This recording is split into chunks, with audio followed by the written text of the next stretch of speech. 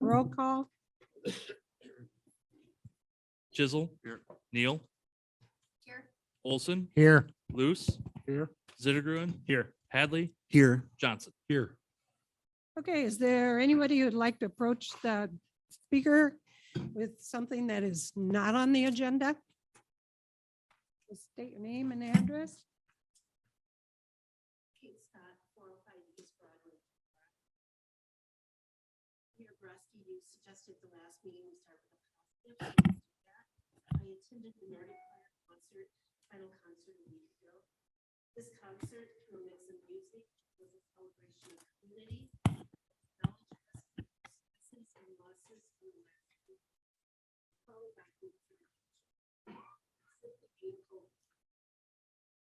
However, I am here tonight to address a comment made by Councilmember Zitter.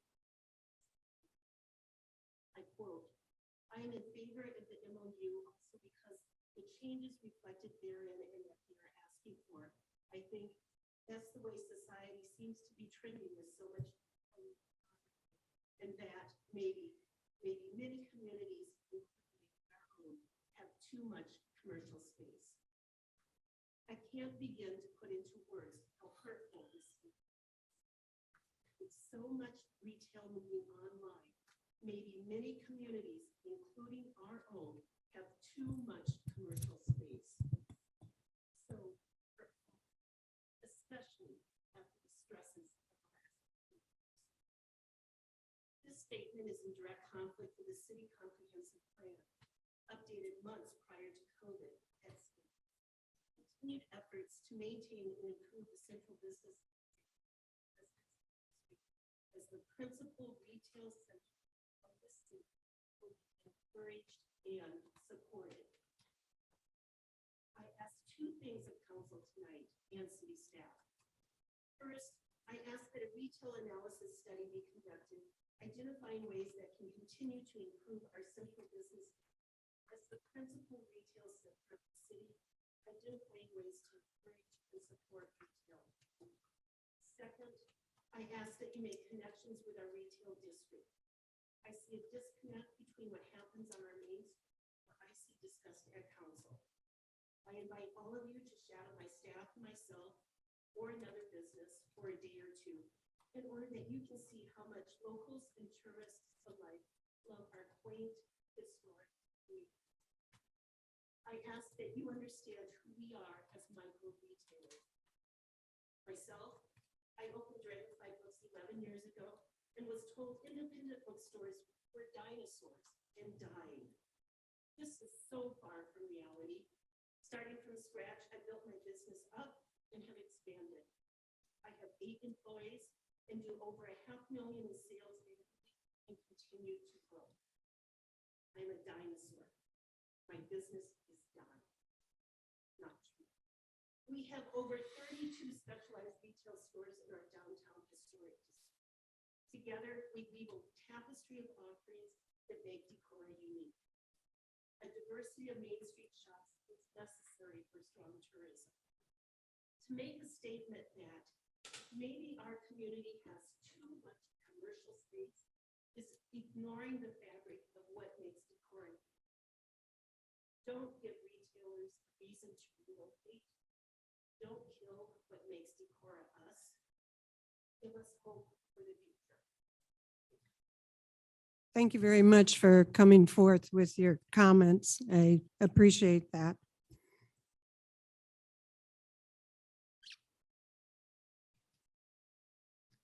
I will also explore the 2 options that you mentioned and look into that as well. Anybody else?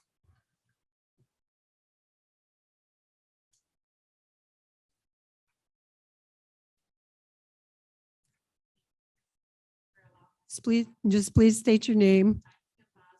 And then also, I forgot, could you spell your last name too, please?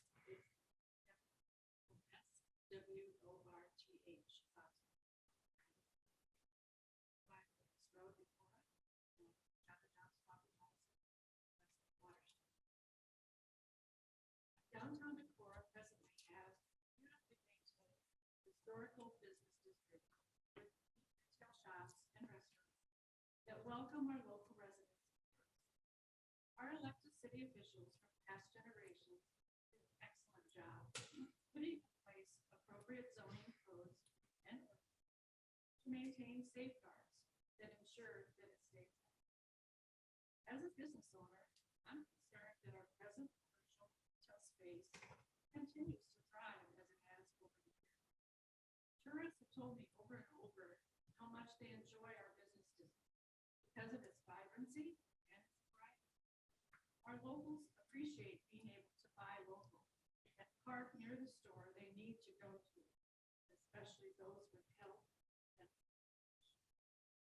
which I have quite a few that come to the office. Although it may be tempting to follow big city trends, taxpayers in Decorah understand the value and importance of keeping tradition and think it's good, sound policy. Decorah has a tradition of bustling, beautiful business. Water Street is not a residential. Thanks to the foresight of our city council and its owners.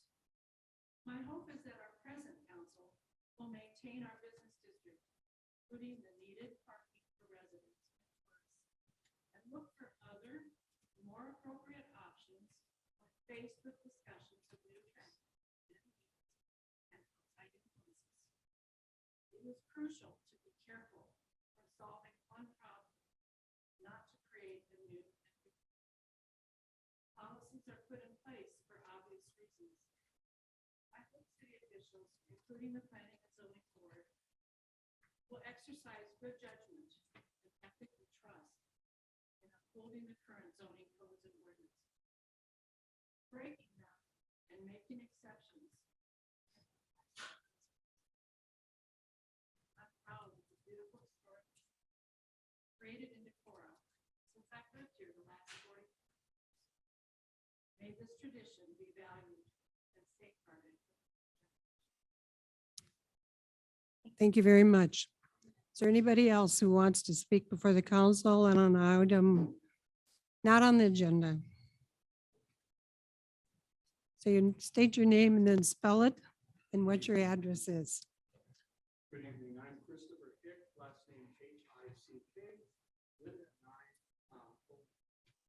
Heavenly Gift Store, formerly Decorah Music Store.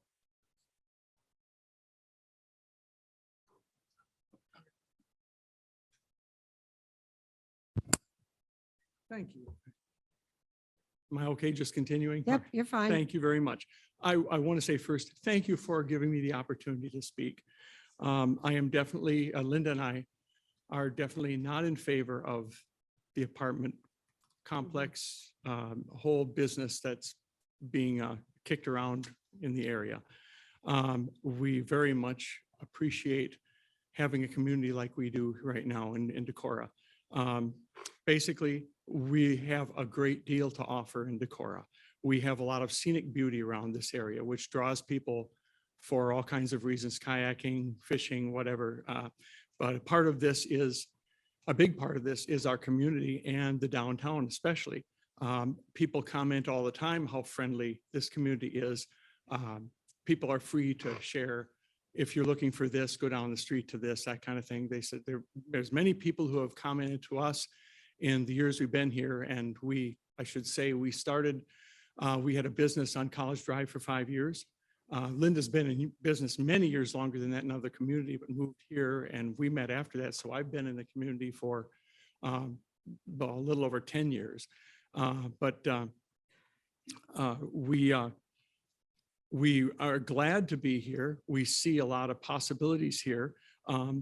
All the customers that we've had in the former building we had, and in the last year and a half now that we've been on Water Street, have regularly commented that we have a unique community. A thing that in a way can be sad is that they see so many communities with the downtown that is dying or is dead. Case in point, one couple from Ames, one Saturday morning said, yeah, we don't have anything in our downtown but a couple of cellular stores. And the gentleman's wife said, no, it's not that bad. And then she looked back and she said, Yeah, that's basically what we have. We don't have much anymore, and Decorah has so much more to offer. We have people saying, well, even though we know there are open storefronts, a thriving downtown, there's many great businesses, a lot of goods and services for being the size of community that we have. Changing this would not only hurt the retail businesses, but it would have a profound effect on the specialty stores and on the restaurants as well. If I can just read this real quick for you. People regularly travel here from near and far. We've met people, and these are people we've actually met, not just getting names and numbers, whatever, together. We've met customers from these areas, and these are people and many cities in between: Waterloo, Mason City, Ames, Dubuque, Iowa City, Fort Dodge, Cedar Falls, Des Moines, Charles City, including the Quad Cities, and many cities outside of our state: Prairie du Chien, Rochester, Eau Claire, Wisconsin, Rockford, Illinois, Sioux Falls, South Dakota, Omaha, Nebraska, La Crosse, the Twin Cities, the Chicago area. We've actually met a number of people from all these cities and all the cities in between. There is a big impact that this community has on people coming from around our state and outside of our state. Many visitors have been here before, and they tell us they plan to return because they like what Decorah has to offer. Having this apartment complex proposal brought into fruition, I think would have an extreme detriment to our area. We draw people from a long way. I believe changing our downtown in that way would cause some businesses to dry up. We've already had concerns expressed to us by customers we've had of the storefronts that are empty and what's happening. And we hopefully aren't going to lose what you have here. One other thought I have is, why downtown if we need to add these apartment complexes? There's a lot of places around town that they can be built. They don't have to be used in the downtown business district. A longtime customer that Linda has known for much of her life is from Marion, and she spoke to us that they did this same project in the downtown area of Marion. And from what she told us, she said, it didn't kill the downtown, but a lot of businesses left, and it had a lasting detrimental effect. And she said it'll never be the same because of pursuing something like this. I don't have the figures to share the positive benefit our retail businesses have on Decorah, but suffice to say, what would Decorah do without that significant revenue? There is a lot of money brought in, a lot of money paid by all these businesses and taxes. Linda and I own our building. A lot of these people back here and that are not here tonight own their own building.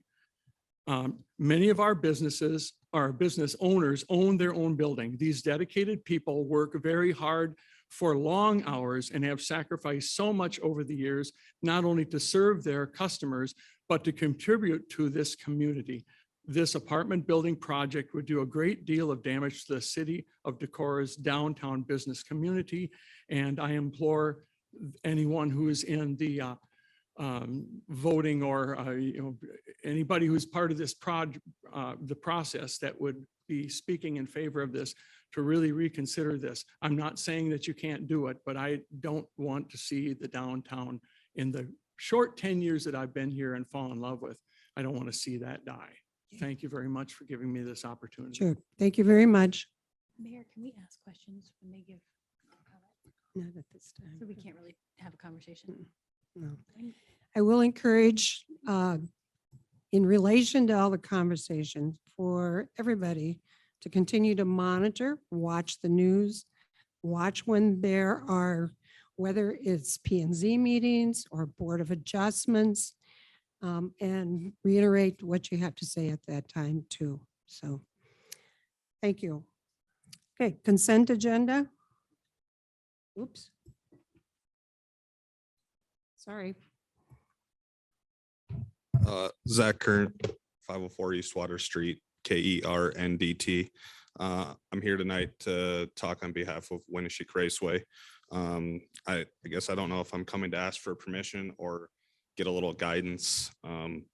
So this coming week, June 11th, we had scheduled off. There was a little mix up in communication between the Fair Board, the committee that's running the Community Event Center, and the racetrack at the beginning of the year, long before I was involved. that being said, there's no races Saturday night, June 11th. I guess after we had canceled last week, we had to order food in a week in advance compared to normal years because of COVID. So before our USMTS show, our big event, we ordered all the food thinking that we're going to run out of food for that event. Now it's carried over. We canceled last week, so now we're going 3 weeks to June 18th. I was coming to see, I've had a bunch of racers ask me if we could potentially race on June 12th, Sunday. I was seeing if that was a possibility. I didn't want to do it without asking. So Okay. I'm here to see if I'm flexible on times, if we want to work on times.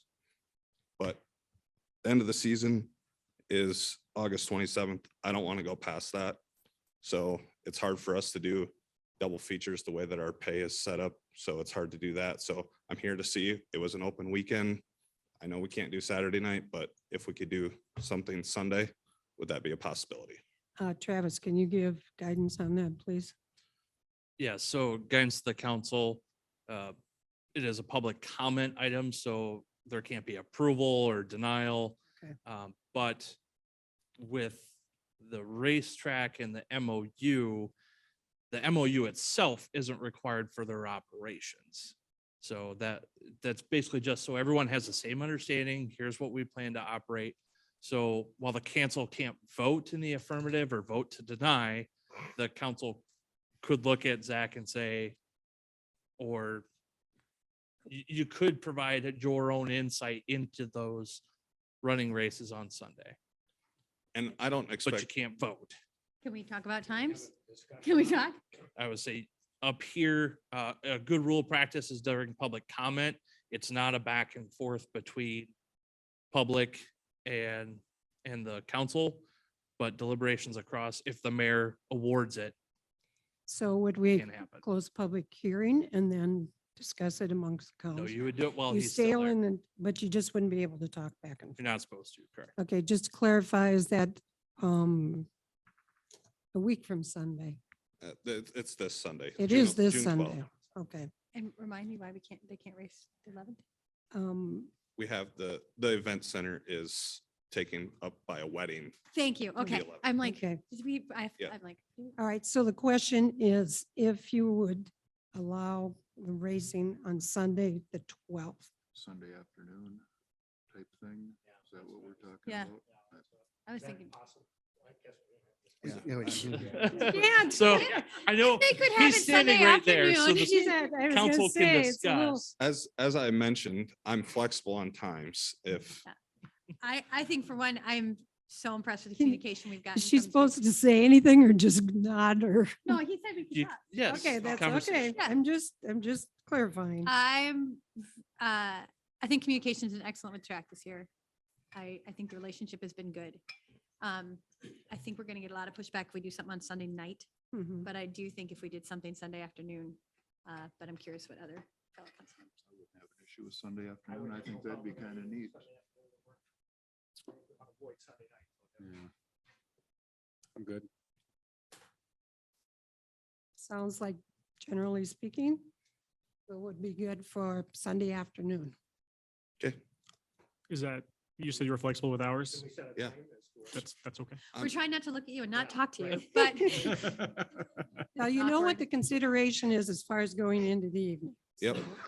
So generally, this year, we've started at 6:30 and we've been done by 9:30, 9:45, almost every Saturday night. So I'm thinking like, can we do like 4 o'clock hot laps or 4:30 hot laps and 5 and be done by 7 or 7:30? Is that, can you go earlier? I guess I prefer like 3. That works, or is that too early? I'm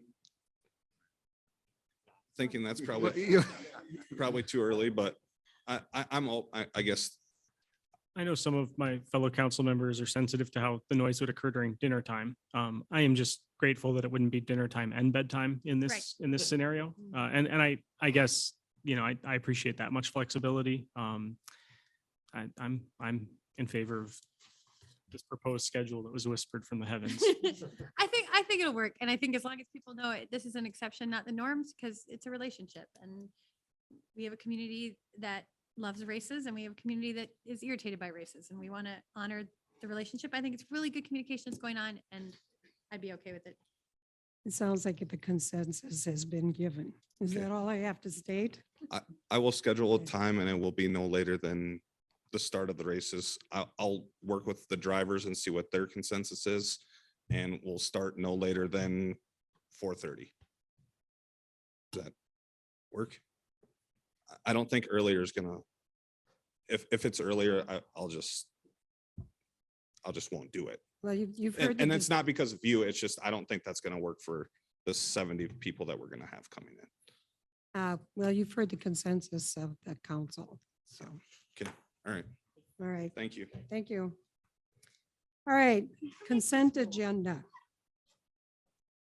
We make, wait, is this our rule? Yeah, it'd be a council rules and procedure. Yes. I think we should look at this rule and procedure. I don't know. I feel like it's awkward. People come and they tell us something and then we just kind of stare at them. And I feel like that's really insensitive, especially when people tell us sensitive things. I don't know. I feel like we Well, should have. that is something we could look into. in I the feel like we future. should look at that. Okay. All right, consent agenda.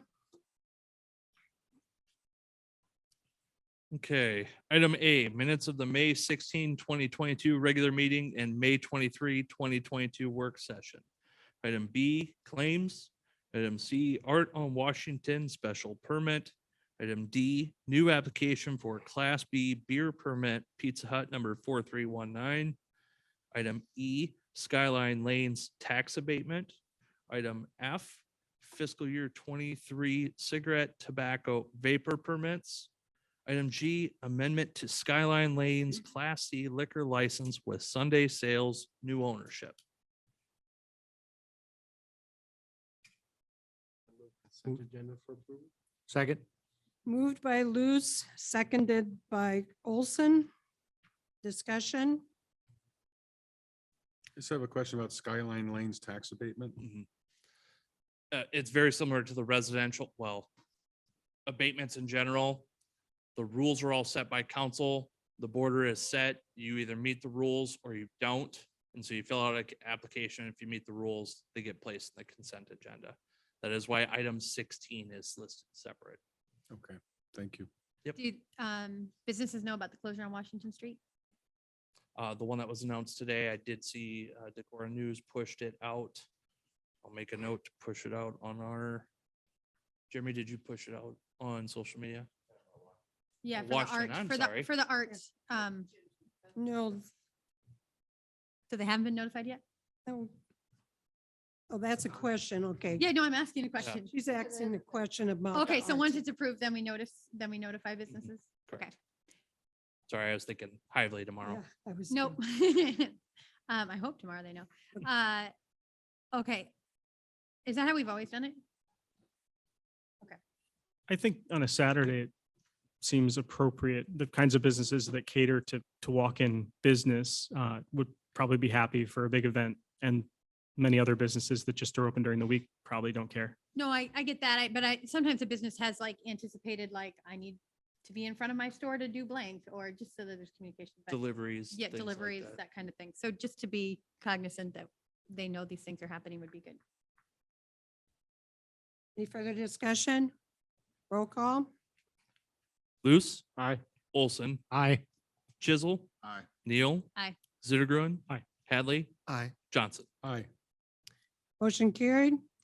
Conduct public hearing to consider proposed vacation of utility and sidewalk easement at 704 Serenity Drive. Can you give some background on that, please? Or, yeah, just a little bit prior to when I open the public meeting. Or do you want me to open the public? I'll say if meeting? you want to open it, it might give us a little extra time. in there. Okay, that sounds good. I will open the public hearing. Is there anyone who wishes to speak to this item? If you'd like me to give the background that I would say, I think we've got two maybe in attendance. Okay, Hi, I'm Jeff Gruzy. My wife Lisa, I own the property at 704 Serenity Drive. two things. Can you put your head down to the microphone? bet. And then can you spell your last name for Carrie? Bet. It's Grusy. And I always like to tell folks the first time I meet them or I address a group like this, I'm totally deaf. I spent too many years on the Air Force flight line. So I wear cochlear implants. So if you ask me a question and either I don't respond or you get a weird answer, I'm not being a jerk. I just didn't understand the question. Okay, thank you. We've requested this vacation of easement. It's along the front of the property and we kind of we sit next to the Decorah greenhouses where it comes around. And when you first look at the plat map, it shows, a 10-foot sidewalk utility easement off the pins following that curve of the street, which looks very reasonable. The challenge is the pins on the north east side are 28 feet in from the sidewalk or from the curb. And on that west pin is 23.5. It's just the way it got platted out. And then when it continues around the curve, then it gets back to normal. Then it gets back to a 12-foot pin placement on that. So we've requested this because if we put a sidewalk in there, it's going to be right in the middle of our front yard, about 15 feet from our front porch. Where this came up, we're having the front yard landscaped, and our landscaper was putting, I said, hey, because I had it surveyed, so we got the pins marked. I said, we got to make sure we stay within that. But I said, we got a 10-foot sidewalk easement. And he said, well, we better talk about this, because otherwise, if we put the landscape in, we have to tear that out to put sidewalk. We're gonna, we'll have some money that's gonna cost you. So when he did that, there's no utilities that run through that potential sidewalk and utility easement. All the utilities run parallel to the street, about 5 to 6 foot off the curb, except where they come in the house, because then they come perpendicular in. So we had the guys from city engineers come out and look at that. I think they thought that was reasonable. They sent that forward. So that's our request. Okay, thank you. Thank you very much. Did you have a comment? So excellent background on that. Only thing really to add, so the existing 10-foot wide sidewalk and utility easement that's being requested to vacate currently has no utilities or anything in place that would require us to keep it. And as noted, the right of way is rather wide around the bend there and then tapers back off. So if a sidewalk were to go in there at the order of council, within the right of way would be sufficient space for it to go in. And if you look at it, without being out there, it's hard to see, but when it comes around the curve, within the right of easement out there, there's plenty of room to make that curve and then just continue that around. Okay. So and the guys at the city looked at that. Okay, thank you. Thank you. Is there anybody else who wishes to speak to this item in this public hearing? Seeing none, I'll close the public hearing. Consider a resolution vacating utility and sidewalk easement at 704 Serenity Drive. Hadley will support the vacating of the utility and sidewalk easement. Luce would second. Go ahead. Motion made by Hadley, seconded by Luce. Further discussion? Seeing none, roll call. Hadley, Aye. did you say loose for the second, Mayor? Sorry. Luce seconded. Loose, Aye. Neal, Aye. Olson, Aye. Sittergruen. Aye. Johnson, Aye. Chisel. Motion carried. Conduct a public hearing regarding amending chapter 15.04 related to the C3 design criteria variance. I'll open the public hearing. Kate Scott, Mayor, you may want to ask me to get back. We've had a lot of I don't mean to cut you off, Kate. There's been a lot of confusion on this, so Okay. you may want me to give background first. Okay, if you just stand here, I'll have him give background first and then we'll Sorry. come right to you. Background. So the proposed amendment is simply to change that the planning and zoning, the city council, and I'm using quotes, that's verbatim what our code says, shall be the one to grant a variance for the C3 design requirements. State code specifies that a variance granted to a zoning related matter must be granted by Board of Adjustment. This proposed ordinance is just correcting that, removing Planning and Zoning Commission and changing it to Board of Adjustment. So I just want to provide clarification in case there was misunderstanding there. Kate Scott, SCOTT, 405 East Broadway. Thank you for actually cleaning that up because state code is Board of Adjustments for variances. My only request, if we look at ordinance number 1251, which originally put in the design code for the C3 district, has 3 additional whereases that are not in this current document. And I would like to just stress that since is a historical district, that anytime that we deal with the changes to the design code, that we look back at those same whereases and reiterate and reinforce that, yes, it has been added to the U.S. Register of National Places, for example, a treatment to the testament to the architectural significance of the district and buildings and structures in it. Another whereas is that the city finds it necessary to continue to protect and preserve that architectural beauty and character and support the look and feel of the downtown. So I just would like to see those 2 added back into this one. I know substantively it does not change anything, but it still just states the city's importance the importance the city is placing on our historical district. And then there's the third one, the very last one in ordinance number 1251. Okay, So, thank you. and you probably have a copy of it, but if you need one, I have one. Thanks. Thank you. Is there anyone else who would like to speak to this item? As we have a public hearing. Hearing none, I'll close the public hearing. Consider an ordinance amending chapter 15.04 regarding C3 design criteria. First reading. John, since this is an ordinance, can we encumber another organization based on city code? So, I mean, because this is gonna be referring to BOA. Can we put stipulations on what the BOA considers? No. Okay, I didn't think so. Hadley will make a motion to amend chapter 1504 as presented. Johnson will second. Motion made by Hadley, seconded by Johnson. At some point, could you look at the piece that Kate was referring to and get us more information?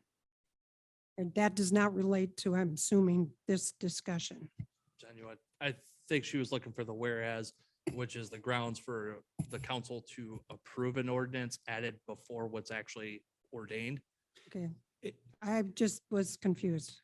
Yeah, and as Kate said, the whereases are not going to change anything substantively in the ordinance. I look at it as kind of somewhat historical background and the reasons behind why the council is doing something.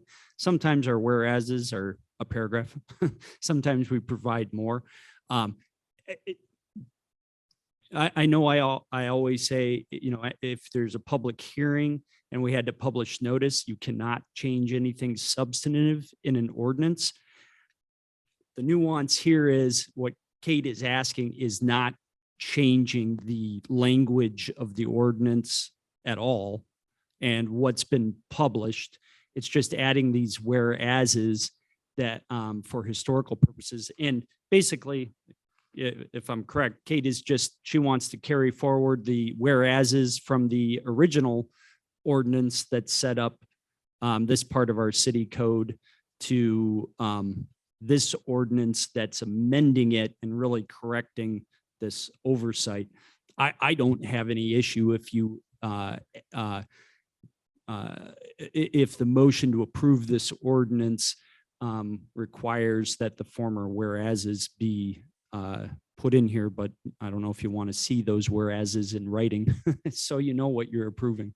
Yeah, if Ms. Scott could potentially, would it be possible to read them again? I just want to hear them again before we consider that.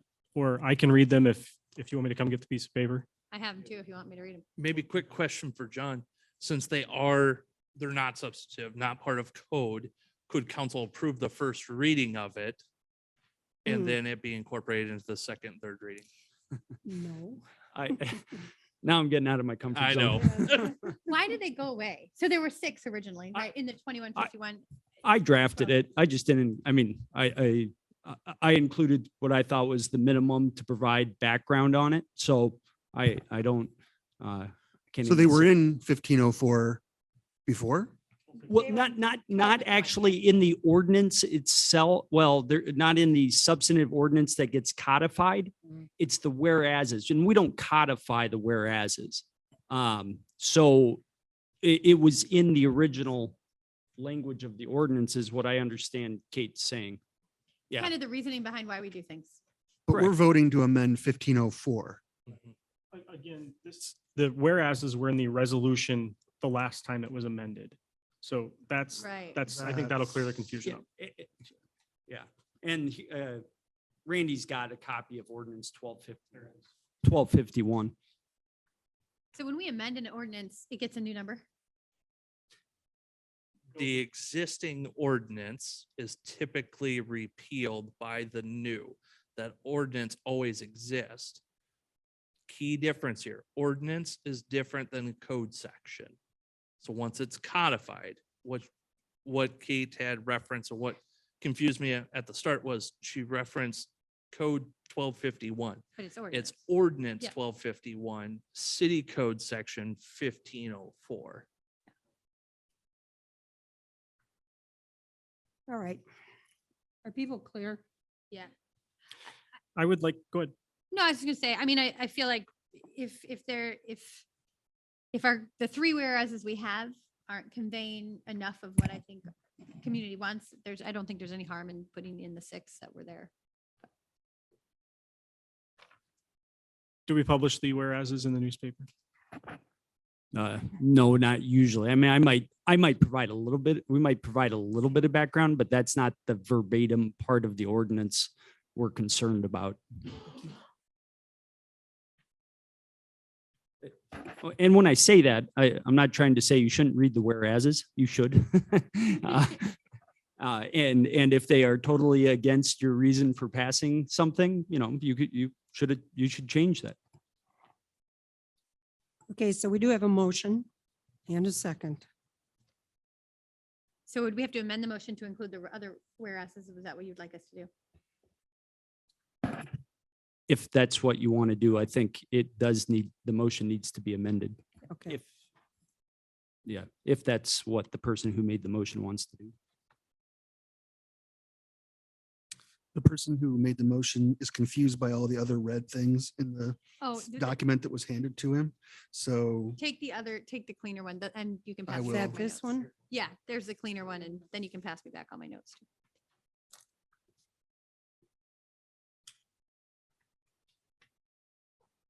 I don't have any issues with any of the proposed whereases. I think they're all fine additional background information that supports the intent of the motion and the intent of the ordinance. I could also imagine many, many more, things that we could write and say that would meet all of those above criteria. So I'm wary of establishing a precedent of just letting anyone come in and tell us to add in things. But as long as this isn't something that is happening at every council meeting, I guess I'm fine with adding these 3 whereases. The one that stands out to me in my mind that we probably should add is just that it's been added to the National Historic Registry, just that it's in there. But I feel like in that first one, you've encompassed a lot of all the other ones, but I do think that we should mention that it's in the historic district. so since we have, Hadley will withdraw his motion. Johnson will withdraw his second. Hadley will recommend tabling and sending to the Betterment Committee of the council for study and to bring it back to the council.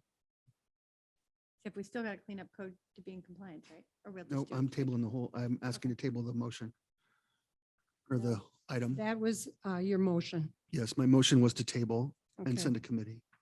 and send it to the Betterment Committee. I'll second that. Motion made by Hadley, seconded by Johnson. Ross, table and send to the Betterment Committee. That's I now thought you were discussion. ready for discussion. No, I'm I'm sorry not. about that, Mayor. Now I'm ready for discussion. Ross, could you talk a little bit about your thoughts here? I don't think there's any harm in it. I don't like encumbering another organization because we're changing this to reflect the Board of Adjustment. It's not a city council thing. BOA, I believe, is quasi judicial. Mhm. And I want to make sure that even though they're whereases, that we're not doing something that's not within our scope. I believe in the C3 design ordinance. Kate, I support you. I was on the C3 language committee. I believe in a historic downtown. I just want to make sure we do this right. Steve, that's why I'm asking that it gets sent to committee to review. And John, I'd just like to know that we're not encumbering someone with things that they wouldn't necessarily consider when they're doing their job, because I don't know that adjustment really can relate back to a design standard that's a city, not their own tools. Okay. I guess maybe I'm not following, but maybe I am. In my understanding that your sort of concern might be that we are establishing an ordinance which is directing the BOA, regarding what it should be considering. Yes. And you think that that might be passing sort of our rights as a council, given that they're quasi judicial. Yes.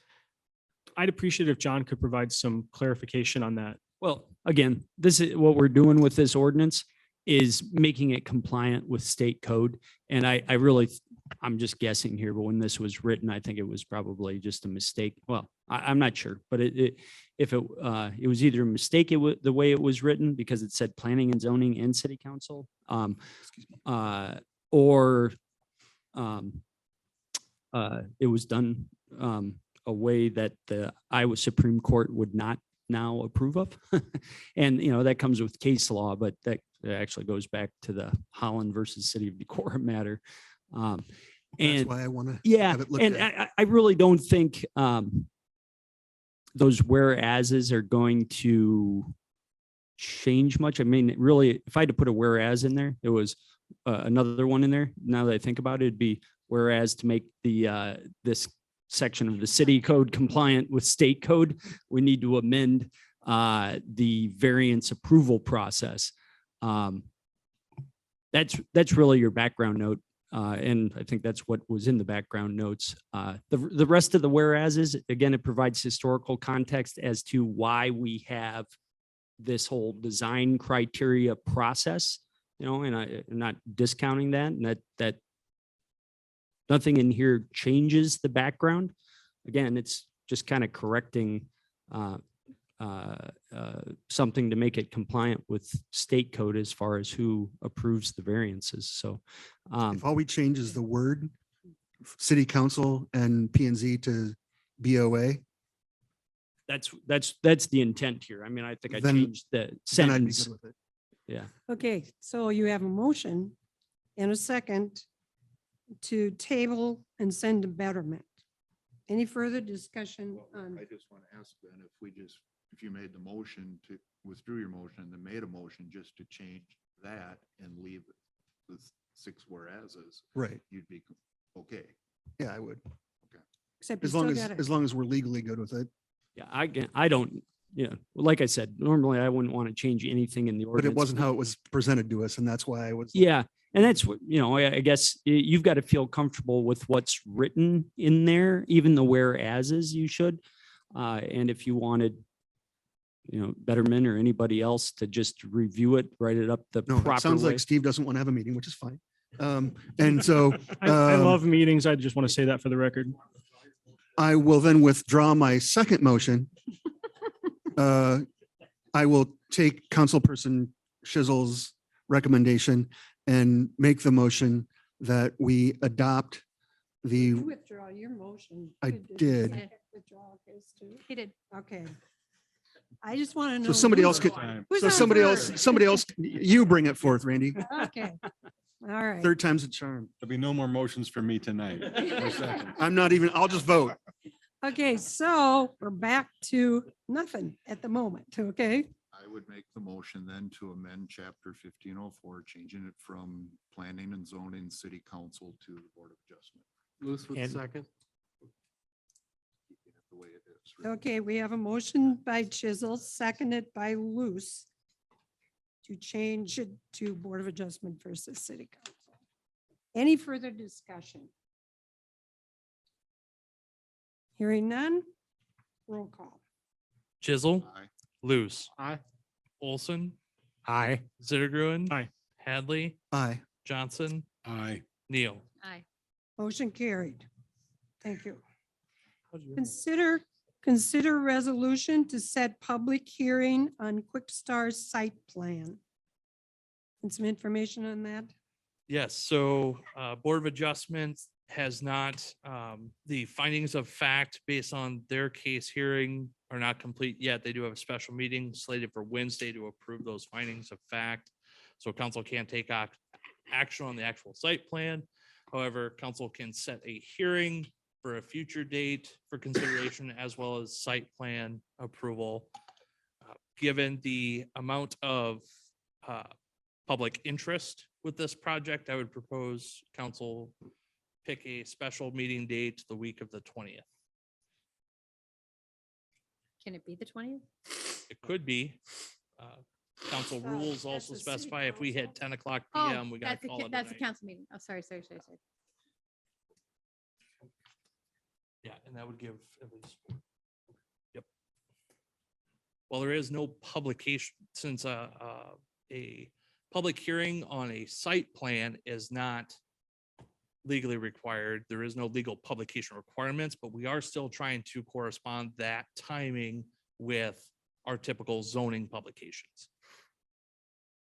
That's why you're calling That's why for I'm that proposing the week. week of the Okay. 20th, correct? I do know that, 20th is a Monday. and correct. that's city council. Now, the 21st, just, that's totally irrelevant, but there is a reception for we over at Kelmer from 4 to 6 as well, whether that, you consider that or not. And the 27th is too late. Okay, Yeah, could we do it at work session on the 27th? The 27th, I believe is. Oh, sorry. that's why, but you were That's true. talking, you were trying to get it in for publication. That's why you wanted it that week. I do believe the MEU has that tentatively scheduled as an educational session in do their have it, yeah. series. What about the 22nd? Wednesday, the 22nd?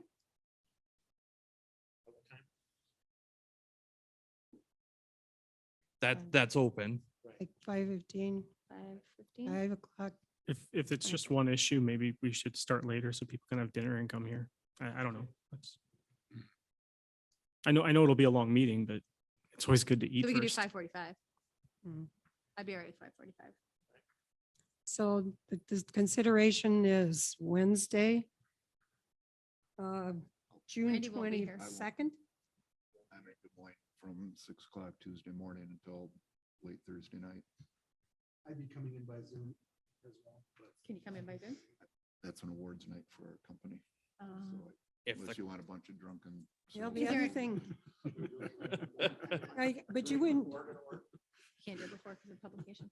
if the 20th would be what I would say is the earliest in line with publication requirements. It can be done the council meeting night. Again, council rules do say that if we hit 10 o'clock at night, we're supposed to adjourn and What's- reconvene later. That's crazy. I can make it that way, but Could we start our council meeting earlier? Could people make 4 o'clock work that afternoon? Well, could we have the special meeting at 4 o'clock set the public hearing and at 4? And then be done in time for a regular council meeting. Then we're cutting it short, but even if it runs late though, your 5:45 start time for the council meeting is just the earliest.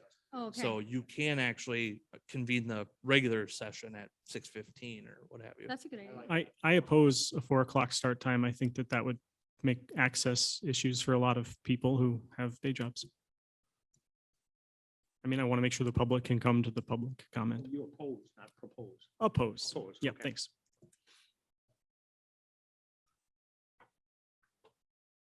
So our options Well, are could we lose skip- Randy or Or could we start our council meeting at 4 and the public hearing, schedule that for say 5:30? So it's a special and then just reconvene or convene the regular one at 5:45. we I'm could have a sure reg- John and I could make an agenda work. It'd probably look like, actually, it'd probably best to do the whole thing as a special agenda, special meeting agenda, and then have the only item on the regular meeting be the public hearing.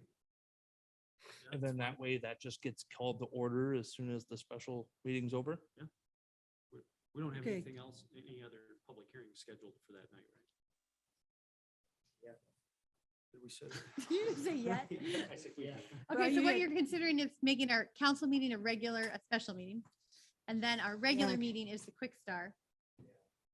That's what you're suggesting. What else? All right. That'd be short. I mean. And you'd also, Sure. you'd potentially have a third reading unless something was decided differently. How do you feel about Could you that? say, could you tell me again just what you're thinking So on that? what I'm thinking to try and meet all the, everybody's discussion here, that we draft an agenda for a special meeting that would convene at 4:00. That is basically our regular meeting. It's everything that would usually go on the agenda for consideration.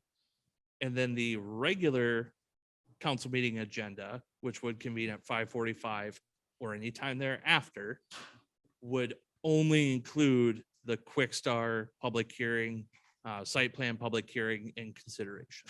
And maybe, awarding a Oh, contract. that's right. And their public hearing and award of contract. And we could do that one as, the first one off the First one. agenda. And then that one would be done. Then the rest of the meeting would just be quick start. That work for you, Steve?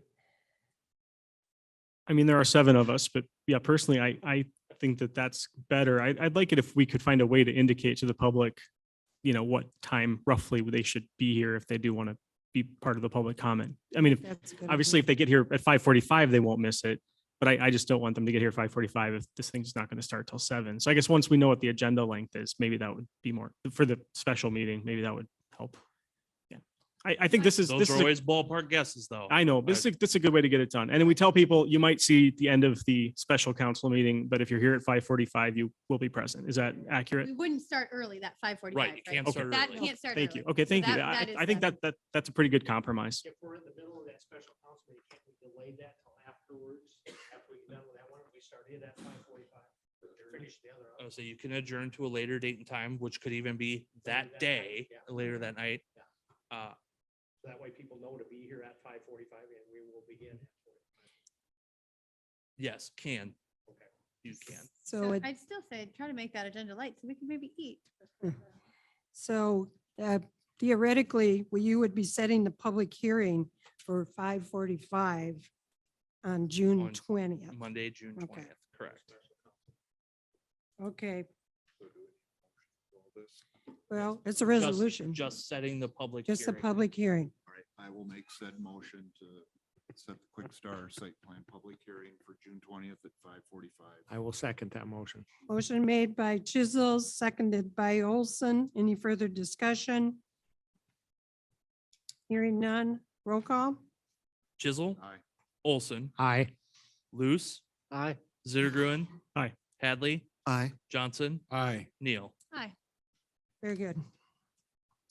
Consider a resolution to set a public hearing on an MOU for airport lease to FAA for NAVAID. Should we just tack that on to this other one? We'll put this one a month out. We got time on this one. Okay, So a public hearing is required for any land sales or long-term lease. While this is somewhat of a formality, there's already this equipment installed up at the airport for navigation. And the lease is coming up for renewal in September. So in order for council to approve said MOU and lease agreement, we need to hold a public hearing first. and so that would be on, I would make said motion for the public hearing to be held on July 5th. Assuming we're I'll moving second. our meeting to Tuesday. That's correct. I'll second. Okay, motion made by Chisel, seconded by Neil for setting the meeting on July 5th. Any further discussion? Hearing none, roll call? Jizzle, Aye. Neil. Aye. Zittergruen. Aye. Hadley, Aye. Johnson, Aye. Olson, Aye. Luce. Aye. Motion carried. Consider an ordinance on conditional rezoning for Prairie Lights Church, second reading. Okay, so at the last council meeting, public hearing was held and council approved the first reading. Again, this ordinance is a conditional rezoning from C5 Office Park Commercial to R3 Multifamily Residential, which a church is a permitted principal use. The condition of this, which is agreed upon by both parties, is that if it were to cease operating as a place of worship for 6 months or a sale of the property, that rezoning reverts back to the original C5 Office Park Commercial. Okay, Move for approval. Second.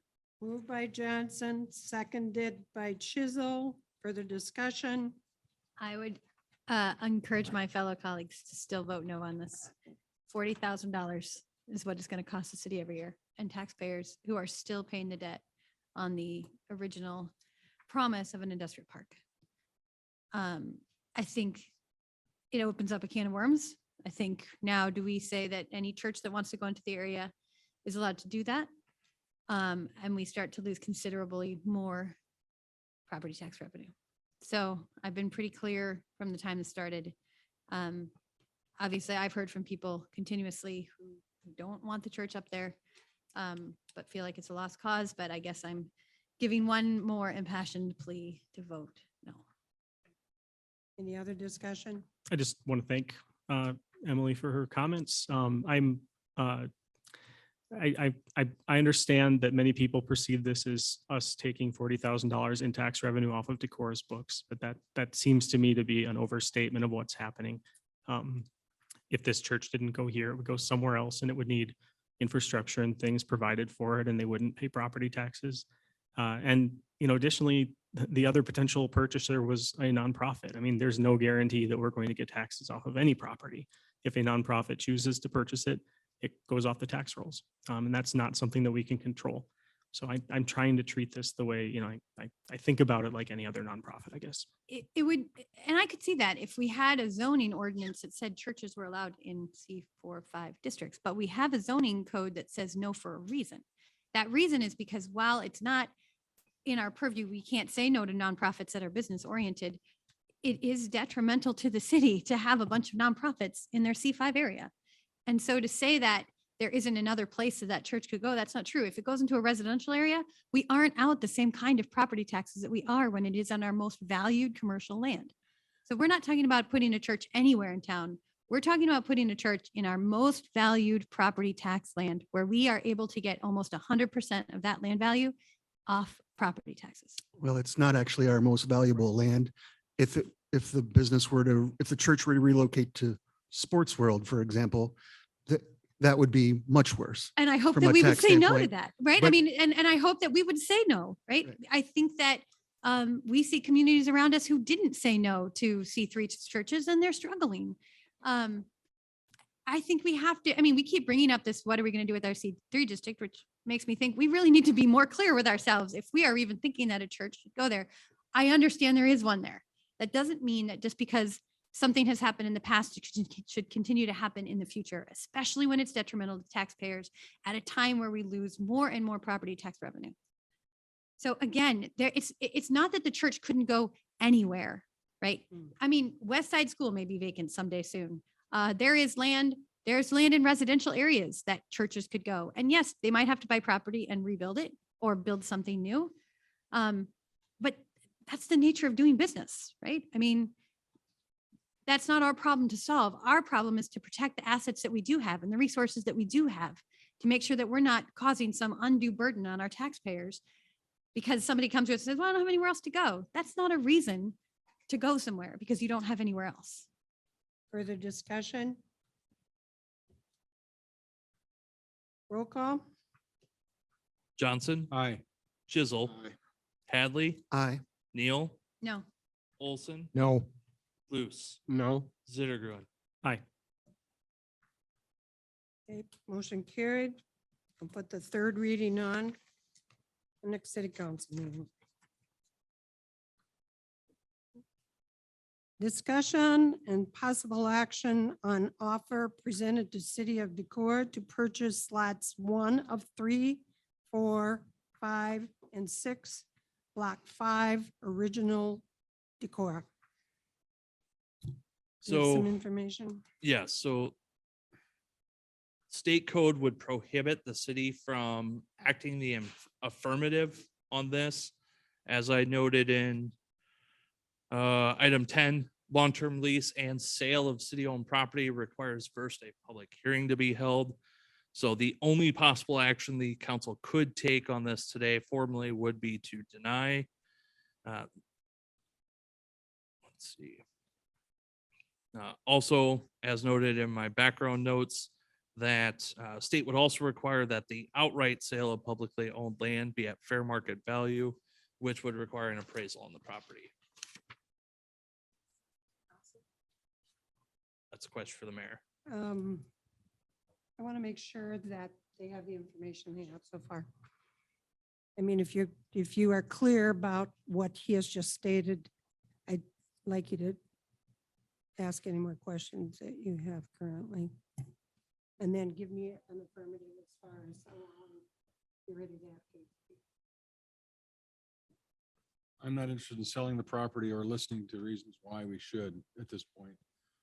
There are other, things on the burner, possibilities for it that will come up in the future. And I think that this is premature and unnecessary.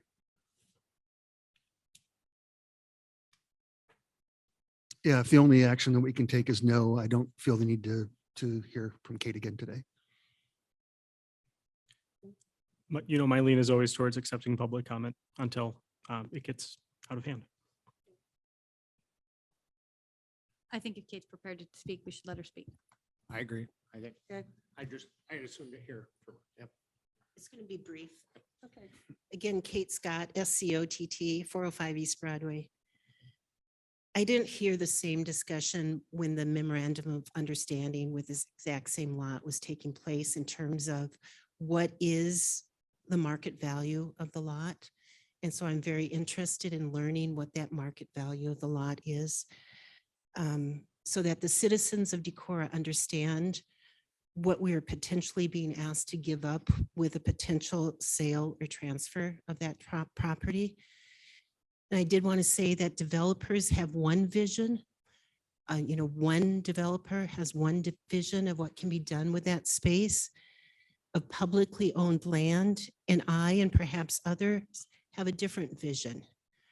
For me, embracing the blue sky that we see in the open view of the bluffs is just as critical and as important as solutions that may look at solving our housing shortage. But looking at that open view of our bluffs as opposed to the rock, steel, and glass that make up canyon walls of buildings. So we have two choices before us. I just want to make certain that we're aware that there's more than one solution to the use of that land. And I just ask that you let others be aware that there are discussions being done for that space, being done right now in what appears to be a non-transparent manner. Since doing this, I've had other people come up to me and say they're more than willing to match the dollar amount that I did, which I know is not market value. It's a percentage of the assessed value. I'm very well aware of what that is. It is community-owned land that the city is monitoring for us or shepherding to the best use. And that's the only reason. Thank you for letting me speak. I don't need any additional comments. But I would like you to at least explore every options instead of putting through a memorandum of understanding that does not even discuss what the value of the land is. Thank you. Thank you. I have a question for Travis. The last, what I understood very clearly at our last meeting when we talked about this, that the memorandum of understanding was to explore all the options that could be worked out or figured out. There was nothing that was stated for sure what was going to transpire other than that the council was interested in exploring that potential.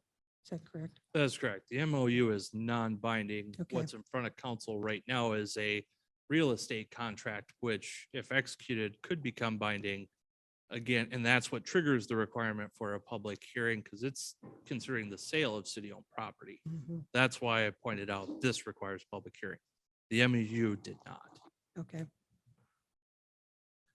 And just so I'm clear, the MOU was strictly just to allow the developer some comfort in moving forward to look into architectural feasibility and whatnot. It was not a formal request. It was a memorandum of understanding that we were interested in exploring options. It was not a binding agreement in any way. Correct. It was really to gauge council's interest. If 7 council members sat here and said absolutely not to the MOU, then the developer knows not to spend a dime on potential planning work. And people understand in the council, my fellow council members understand that if we were to do anything with this parking lot, whether we put back the fire station in City Hall that was there before it burnt down, or we were to do anything, if we touch the parking lot, it triggers ADA because we have to reconstruct. So if we do anything with that parking lot and we put it into an ADA standpoint, we are not losing parking. We are at least, we would be retaining the parking that we have. And I think that would be the important understanding with anything going forward, that it's not that we're not displacing the public from this land. But that's a side deal. So I will make a motion to reject the offer of purchase lots 1, 3, 4, 5, and 6. Second. Second. So we have a motion by Hadley, seconded by Olson to deny the offer as presented. Realistically, we could just take no action and leave this out there pending what Rebound comes back with their proposal, correct? The way the contract's drafted, it has Is a it couple date? expiration dates, and so it would die without action as well.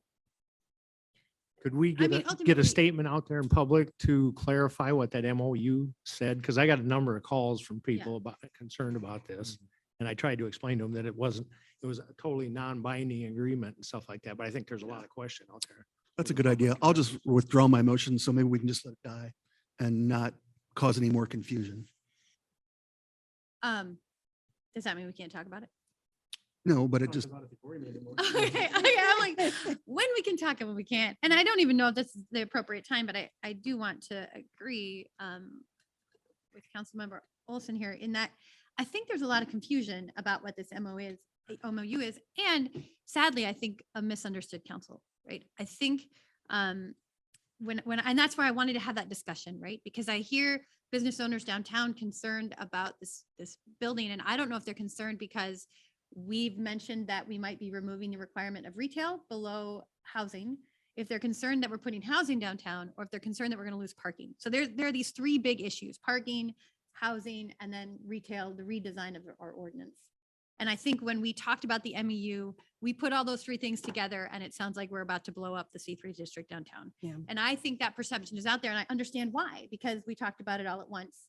And I guess I'd like to figure out a way in which we can publicly clarify, 1, what the MOU says, 2, what our desires on council is, and to offer up some transparency into like how we're working with Rebound. And it's not some underwater deal here that we're doing, but that they came to us at a public meeting to ask us sort of what the needs were. We addressed housing.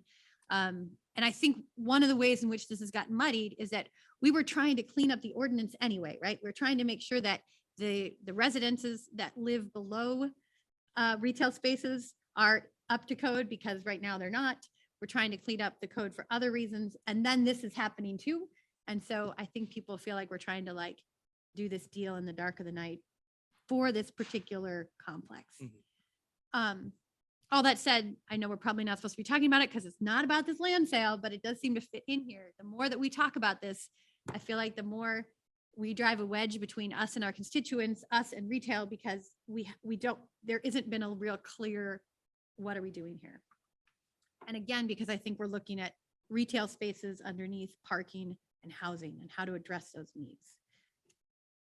I don't know what we should do about it, but I think it's important that we clarify that. I think for me sometimes that it's hard if people automatically jump to conclusions and get on a bandwagon when originally the discussion was, do you guys really want, are you interested in looking at this?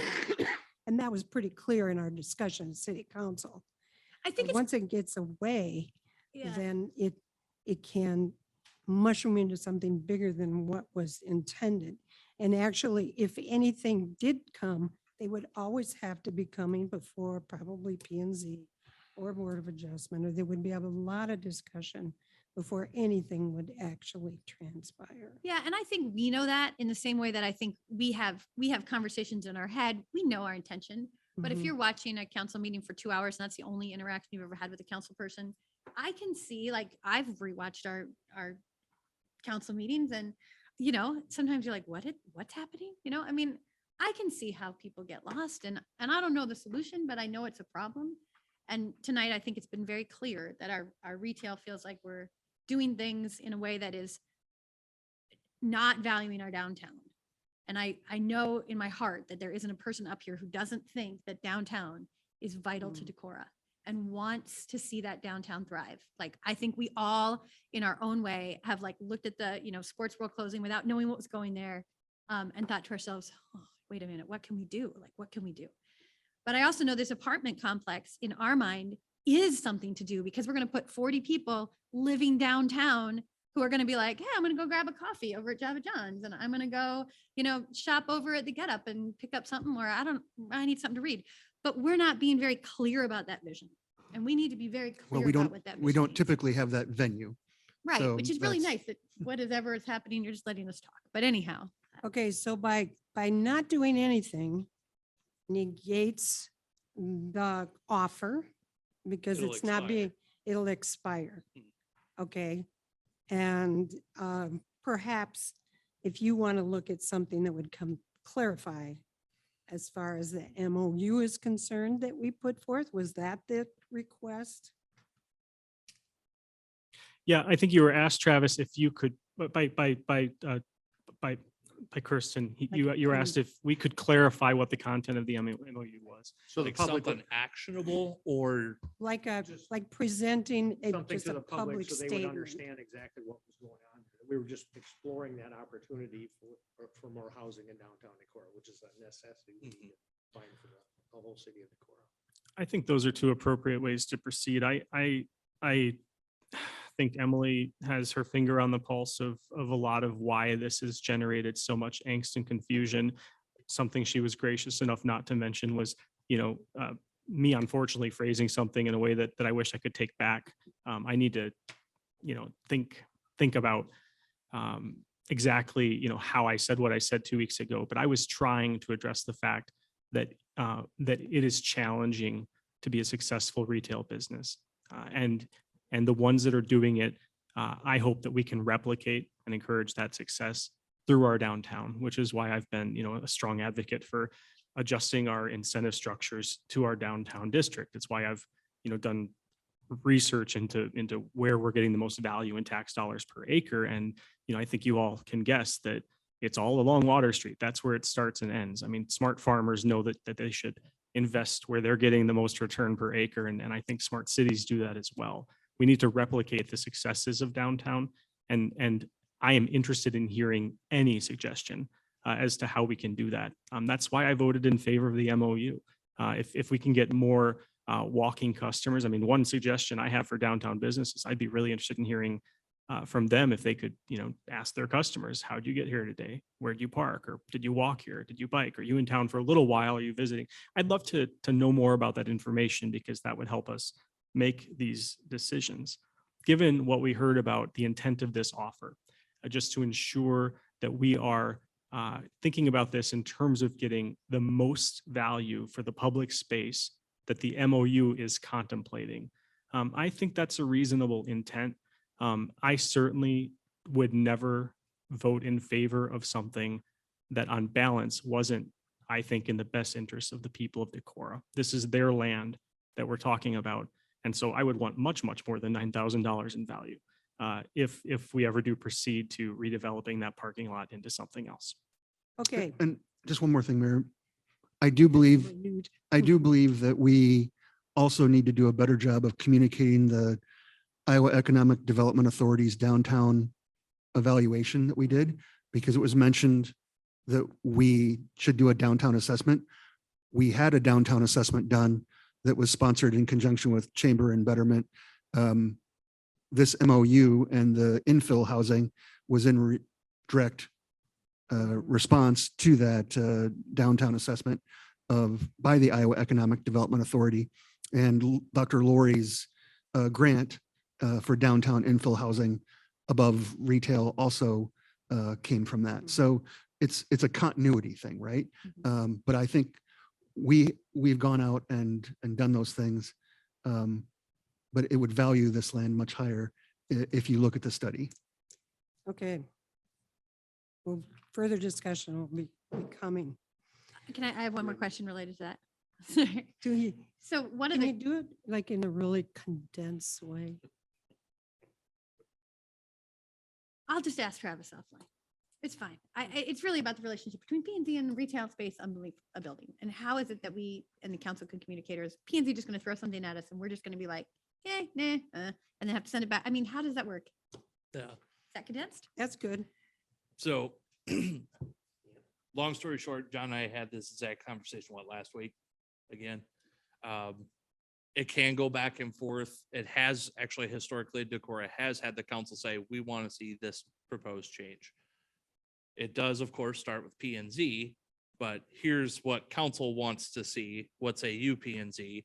They either recommend approval or denial, then it comes back to council for consideration, or which is the route that's being in process currently before the MOU was even approved or considered by council, was P and Z first discussed and considered the change of allowing for residential, I can't remember the language that they approved, but going away from residential above a shop or a store, which if you look in our downtown district, which has a decent amount of service business, our zoning code wouldn't allow residential above any of the service-based industry.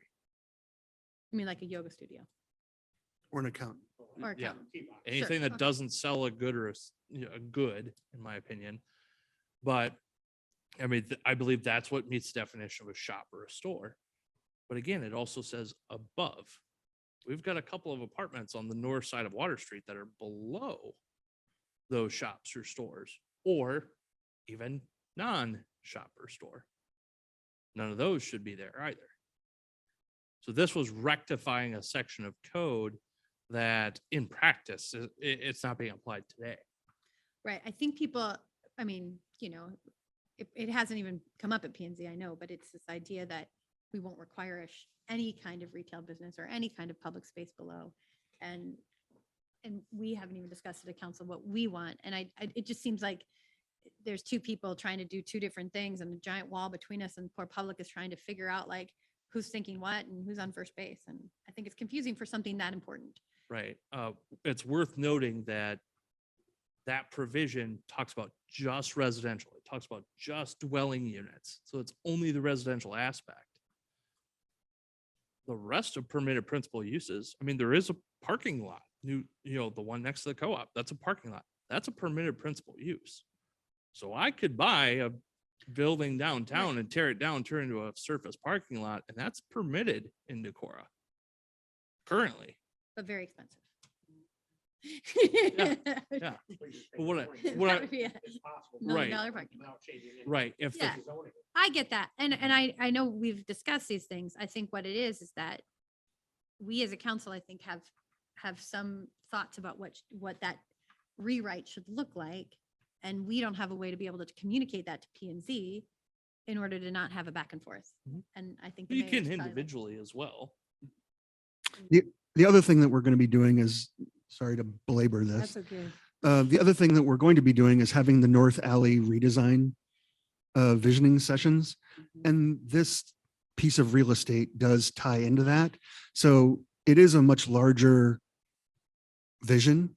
And there will be public input sessions for that and good communication and storyboarding and graphics where, visioning from the public and public feedback and input and then feedback to the council. So it'll be public driven. Yeah, So and we I know that, but I right, don't think but people. that's have why the I was information. looking at Paul when I said it, because the Wednesday meeting, the kickoff for this visioning, North Alley visioning, will bring everything together. I have not received a notice yet for the 10 o'clock Wednesday morning meeting. It'll go out tomorrow morning. Did just Okay, send, good. I already got the agenda drafted, ready to But go. It's difficult to blame the public for wondering what's going on when all the conversations Right. have not been noticed. But that meeting was only set up just what, the end of last week? But don't Okay. blame the public because the public's not getting any information. Right. So it's on the council. And council's duty is to tell the public what's on. Gotcha. Well, here we are doing it right now. All right. So- And that was, Brought that on was, in part though by blowback. Okay. Who knows? yeah, and that was part of the frustration calls that I was getting from people. The fact that only 3 council people have been assigned to these groups. So they're not a quorum, so they're not publicly stated and no minutes kept. So everything's done out of the public eye. I would encourage that we quit such practices and become a lot more transparent with our constituency and put 4 people, post them, and have more open discussions prior to putting it on an agenda item to talk about where people don't have the background and don't know what's going on. So you're talking about our rebound discussions and maybe the Absolute- housing committee only has absolutely. 3? The housing committee, to be clear, has never discussed the rebound issue, and I don't think it'd be No. germane to our work. Randy, I'm curious, do you feel the same way about Decorah Jobs and the Winneshiek Hotel Committee and all the other things where there's 1 or 2 council members? No, because there, we do bring the reports back to here. So we try and let you know what's going on. They're not taking, they're trying to do things better for themselves. And if they do have a public event or need our support, they are bringing it to our attention in a timely fashion so that we can work with them. Like Decorah Jobs and Hotel Motel, we've already given them X amount of money. We're entrusting that committee to do what's right with it. And Kirk and I do report back to the council as to what's going on with said money. Yeah, I reject entirely the implication that the housing committee hasn't been more than forthright in reporting back to council what Well, we've I'm not done. saying the hou- I'm saying this A little bit, rebound yeah, okay. has been Well- very in the dark and people are the coffee shop talk. There's And never I been, think the No re- offense to Java John's, but. I think the rebound thing, interestingly, the rebound thing was actually a public meeting, right? They came and presented to us. It was my very first day on the job. Yes. So it's not actually that I think what It's people the are thinking. subsequent meetings since I know, then. but the funny thing is the only thing that has happened at the other 2 meetings was just that they wanted to just know, like, are you at all interested? In which we said yes. Mhm. And then the next thing was, can we have a memorandum of agreement? And we're like, yes, we need to make it public. And again, we made it public. It's the same thing with like the school committee or anything where we're trying to get something moving. There aren't these meetings that are happening with Rebound. I think people think that there are these multiple meetings. That first meeting with Rebound, was that a committee meeting? You know, it was here at a council Yeah. meeting. They Yeah, it was a presented. committee meeting. But it was committee. You can't take action out of committee and have something happen. It's gotta have it vote at the council level, which we never did. that's why the first council action we've taken was the memorandum of Was agreement. the MOU. Yeah, there was no other, I mean, it's kind of like trying to come up with a streets plan, right?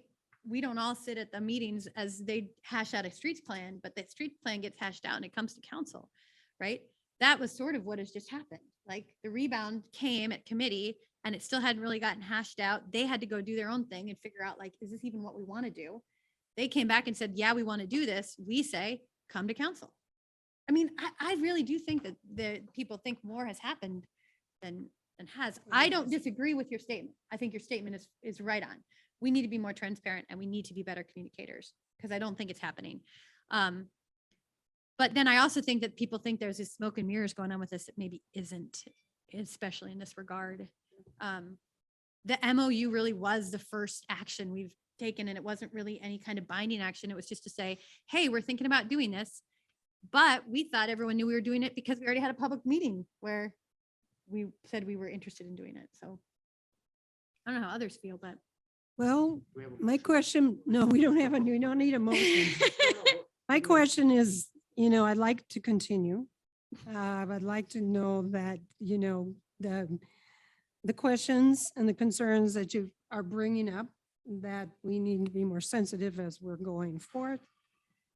And for consideration of making sure that we get information out to the community in a timely manner. So. Okay. Because we have a few more to go yet here. Discussion and possible action on the leave policy. So I've noted this. I feel like in the personnel work session that the current practice of Decorah has been to apply the union negotiated contract to all employees, whether they're in a covered position or not. And so in order to formalize that, the contract specifically states this is for all union covered employees. And we have just applied those rules universally. So the proposed leave policy in front of you is one of several that will come that are all personnel based. This one encompasses, let's see, holidays, vacation accrual, personal leave, sick leave, funeral leave, leave without pay, jury duty, military leave. It takes essentially every provision of that out of the union contract and applies them across all new non-union covered positions as well.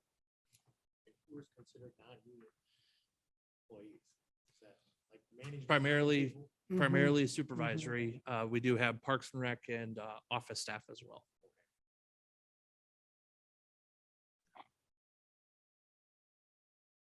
And you're asking for approval.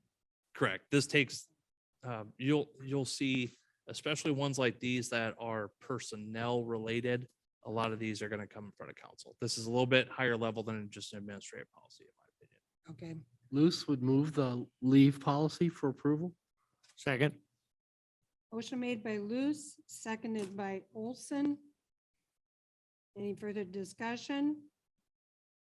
Only that this has been vetted by the personnel committee, right? The union contract was, yeah. Right. Yeah. Roll call, please. Luce, Aye. Olson, Aye. Johnson, Aye. Chisel, Neal, Aye. Zittergruen. Aye. Hadley. Aye. Senior Citizens Center discussion. Okay, so I believe all the council members received written correspondence from the seniors, Decorah Senior Hospitality Center, from their board members that they wanted to discuss becoming a part of the city. And so the intent behind having this agenda item was to have a conversation among council in the open on whether this was something that the council wanted to take on at any level with the city. What I would anticipate is if there is interest from the city council, then there would be a subsequent work session scheduled. That's a joint work session between the council and the Decorah Senior Hospitality Center board to work out some finer details on what the expectations might be on both sides.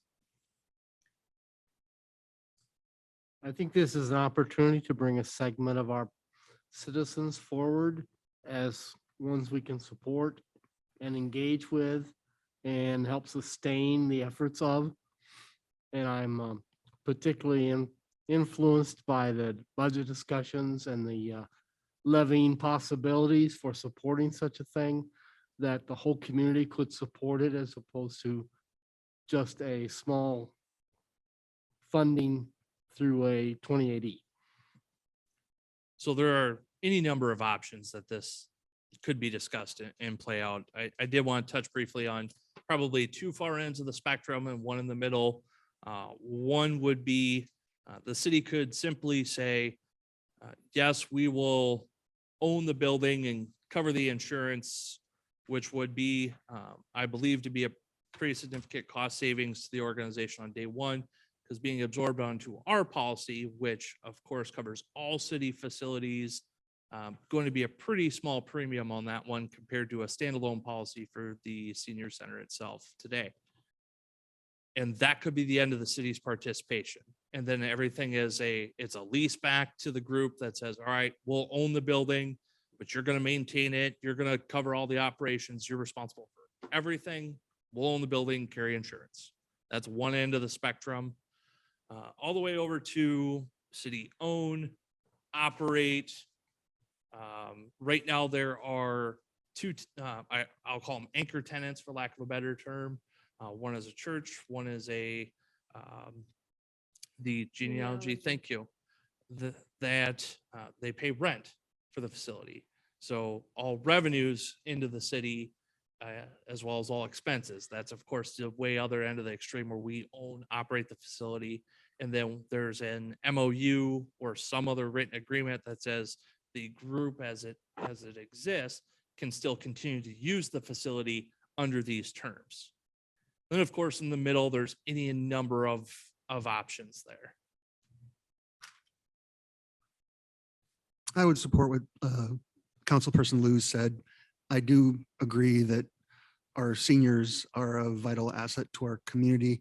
We have park and rec programming for our youngest members of our community.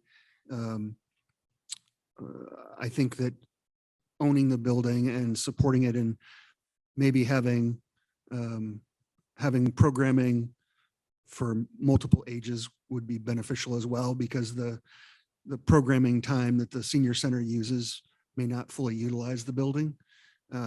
So it's possible that we could do more with it as well. So I would support looking into, looking into supporting the senior center through ownership. Do we know how many hours a week approximately the seniors use that facility?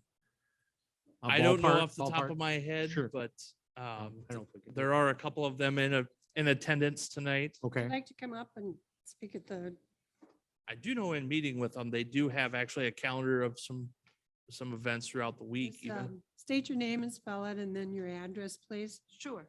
My name is Marilyn Bassford. It's Bassford. Think of a fish, then a car. I live at 606 Fifth Avenue here in Decorah. I am a Maryland transplant. I moved here 3 years ago from Maryland and become very active with the senior center over the past year.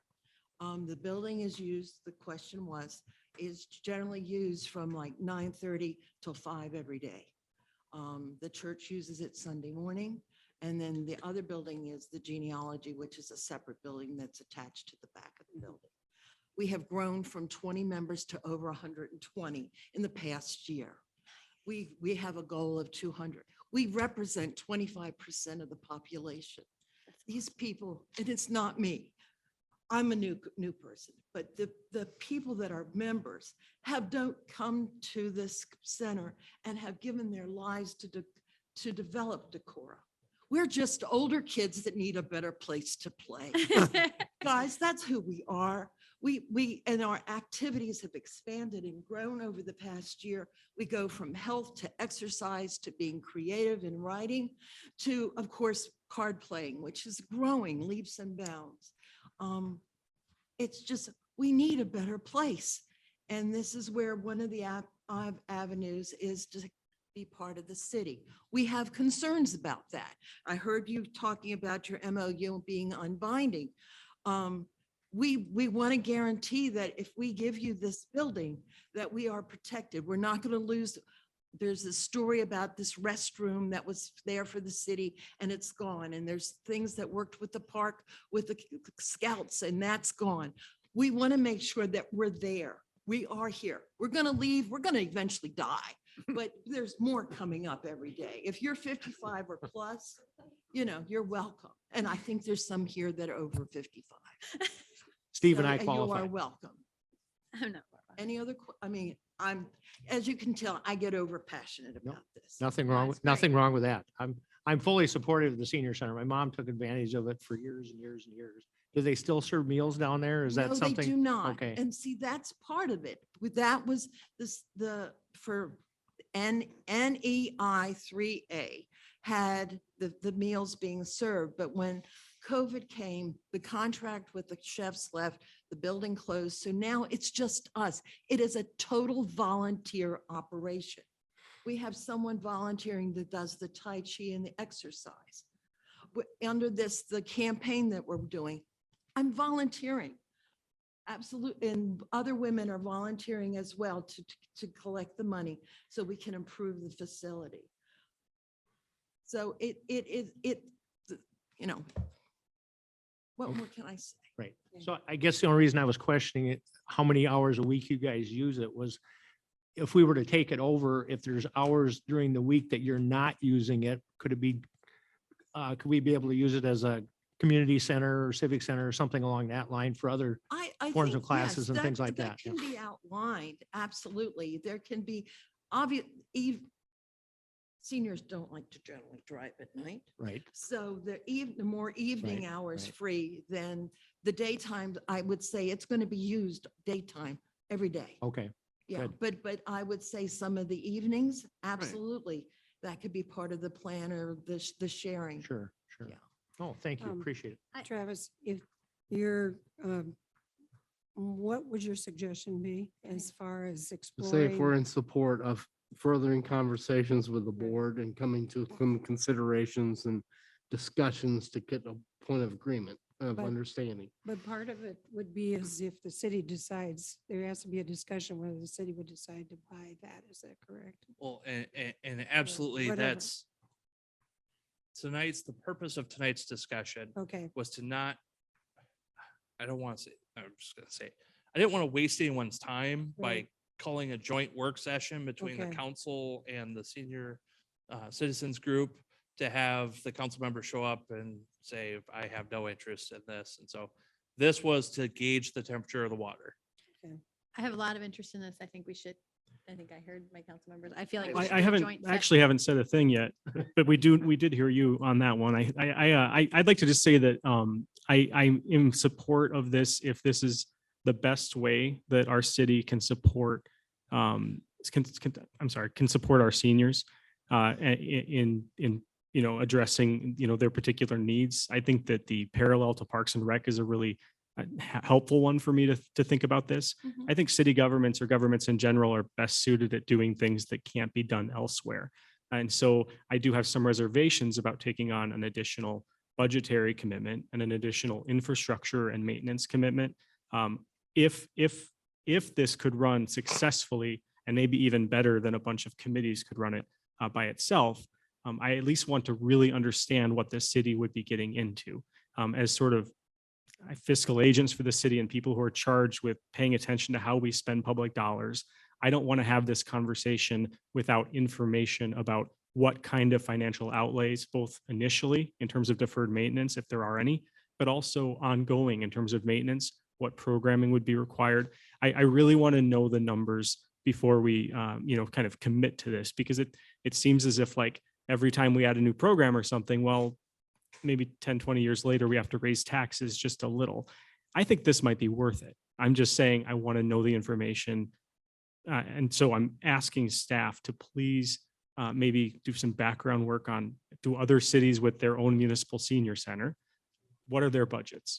How much does it cost the city in terms of maintenance and cleaning and program support? I just need that information. Sounds like a the work session would be applicable. And actually, I hadn't talked on it. That was actually the first time that I was about to say something on this. Yeah, sorry. Yeah, no, that's okay. I know. Anyhow, all I was going to say is a similar thing. I think we should have a joint session because I think the options are multiple and we want to be able to talk about it. But then I was going to say, are there things that would be helpful for us to know coming into the work session that we could do ahead of time? Like, what is the building worth? What is maintenance costs? All those things. If we could have that information prior to a work session, I think we would all be able to come more informed.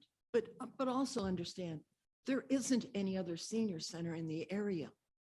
We've been doing this volunteering, we're doing your work. I come from Maryland and the counties have support the senior center. I came from a community that had 2 senior centers across the street from each other. One was the exercise, the other one was the activities. When I stepped into the building that we're living or we work out of now, I literally cried when I left because it's been ignored, not ignored, but it hasn't been tended to on the interior since 1978. Now, I like to see any of your wives say, oh, honey, it's fine. The paint looks good since 1978. My wife was 3. Yeah, there you go. But the building, it was a deco building. So it's a solid cinder block arch building. It has great bones. It's a great building. And we're putting our faith in the campaign to improve the interior. So what you're getting, will be getting a better building than what you're getting right now. Because we're going to take care of the interior that look something lovely like what you have here. So we're giving as well as what you'll be giving. I think We'll be then looking at after the 25% of the population. I charge the staff to be able to pull information together from both sides so that when we come to the work session, we have the adequate amount of information as Emily was stating. And then set up a time. You may have to take a bit to get that put together and set up a time when we could have a work session discussing this. And there will be questions on our part. I'm sure. Sure. Thank you. Okay, Thank you. very Marilyn, much. Thank you. you're right, Marilyn. Life is a terminal situation. It is. Thank you so much. Thank you, Steve. Okay. Fifth Avenue Bridge Lights discussion. I did ask this to be put on as we've discussed it. I think we've discussed it. I don't know if we've ever discussed it at city council level. Yeah, But so I we- wanted an answer one way or the other. Yeah, so council has discussed this during budget work sessions. Mhm. There was a resident who wishes to remain anonymous, was willing to donate half the cost of installation of street lamps on Fifth Avenue Bridge on the south side of the bridge there. The pedestals are already placed, are already in place, were part of the initial construction, but the lights were never installed as part of the project. The individual, at the time, council said, thank you, but unfortunately, no, not interested in moving forward at this point in time. Relayed that information. The individual then made contact with us here recently and now wants to pay for the full installation cost of those lights. Can you give that estimated expenditure for that? Yes. So as noted in my notes, of course, installation costs being covered, there are still going to be ongoing maintenance costs as well as the use of those. Numbers from Alliant estimate that based on the cut sheet that was provided from the individual, metered would be about $12.27 a month if you're averaging 12 hours a night over the year for just base lights, for 3 base lights. If the lamps do have outlets, cameras, or anything else other than lights, that price is $24.43 Per lamp or? I believe this was for all 3, right, Jeremy? Yeah, So with 3 lamps, how much was that? $12.27 a month for, now that's just No, the I'm not electricity. talking- I'm not talking about the electricity. I'm talking about how much money would he be donating for this project? Based on our estimates, 15, 20 to 20,000 on the lights and the install. Jeremy, I'm sorry, is this discussion yet, Mayor?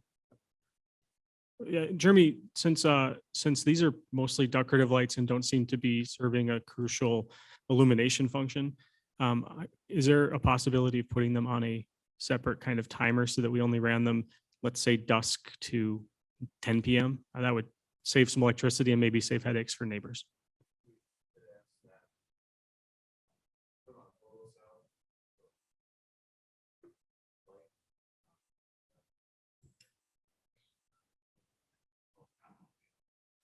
Chopper, would you get the wireless mic? So Jeremy, you The- mean the light, couldn't the lights just run on a photocell? I mean, can't they just absorb light during the day? Is that what you're talking about? And then Well, they just, no, the photos, I'll answer for you. So there's the mic, but photocell would simply, it's dark, trips the lights to turn them on. And then once the photocell picks up light, it shuts them off because it's now morning. But the person was open to, if we want to do a timer that's only a couple hours a night, dusk to 10 PM or something like that, he was open to that. Now, I don't know that was a conversation had with the electrician that he was proposing, but I know the donor was open to that conversation. Is this basically a safety concern? Is that why they want to put the lights in there? Or is it just? No, a- it's I think it's decorative. just they want to decorative, complete okay. the bridge as it was originally designed, I think. It's like an aesthetic. One of the Okay. reasons that bridge design was selected was because it was very attractive. And I understand, in the verbiage here, we're talking about how they were removed to lower costs. That was maybe part of the reason, or maybe one of the reasons given, but there was a fair amount of reluctance to go with a new bridge because the local neighbors didn't want they didn't want any change, period. They didn't want the new bridge. They liked the old green bridge. And so it's essentially was a concession to them to not put in the lights. And I think it's time we put them in. I personally, I want to balance our concerns with sort of making a beautiful gateway for the many residents of the county who come to this city via that bridge and our tourists at the campground. I want to balance that against the reality that, one of our city's goals is to reduce electricity usage where and when we can. And, acknowledgement of the fact that our lighting, like the light pollution situation locally is pretty severe. Like if you drive just up out of the crater, the stars get a lot brighter. That's a result of lots of little choices like this that are made. And I think it's something that we can do better. I don't know if this is the place where we draw the line and hold the line, but I just, I feel like our skies are too bright at night already, and I'm hesitant to add more. I do not favor lighting the bridge. wait, can you say that again? I didn't quite. I understand. do does not not favor- favor lights on the bridge. Additional lights we already do. Right, we have the walkway lights already for the sidewalks. I don't see the overhead need.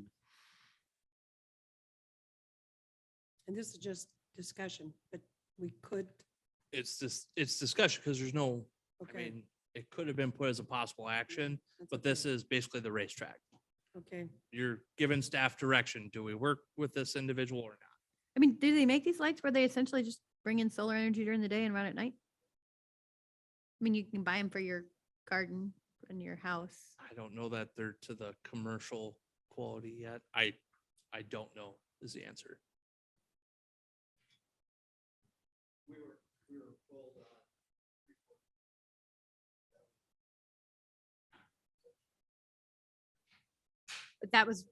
But that was lighting it, right? I mean, they were. But I guess was the purpose to illuminate the trail? My understanding with these lights is it's not to illuminate the bridge, but it's just a decorative kind of thing.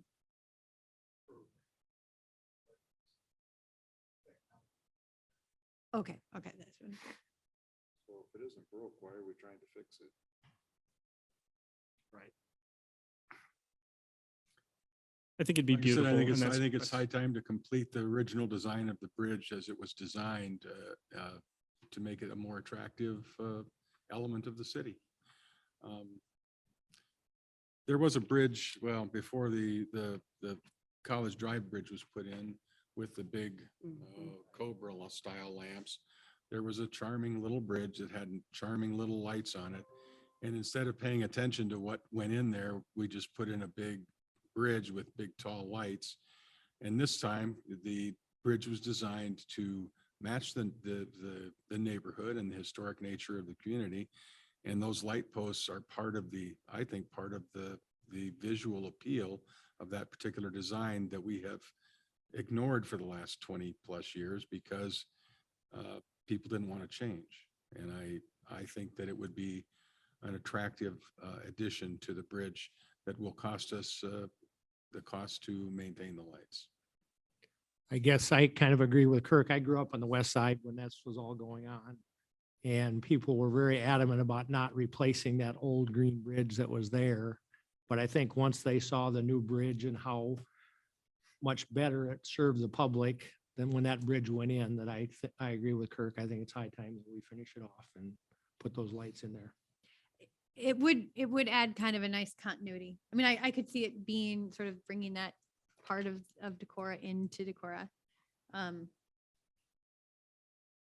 I mean, I don't like the idea of adding additional electricity, but I do hear Kirk and I tend to agree. So I'm not opposed. Someone's willing to pay $20,000 to put them in.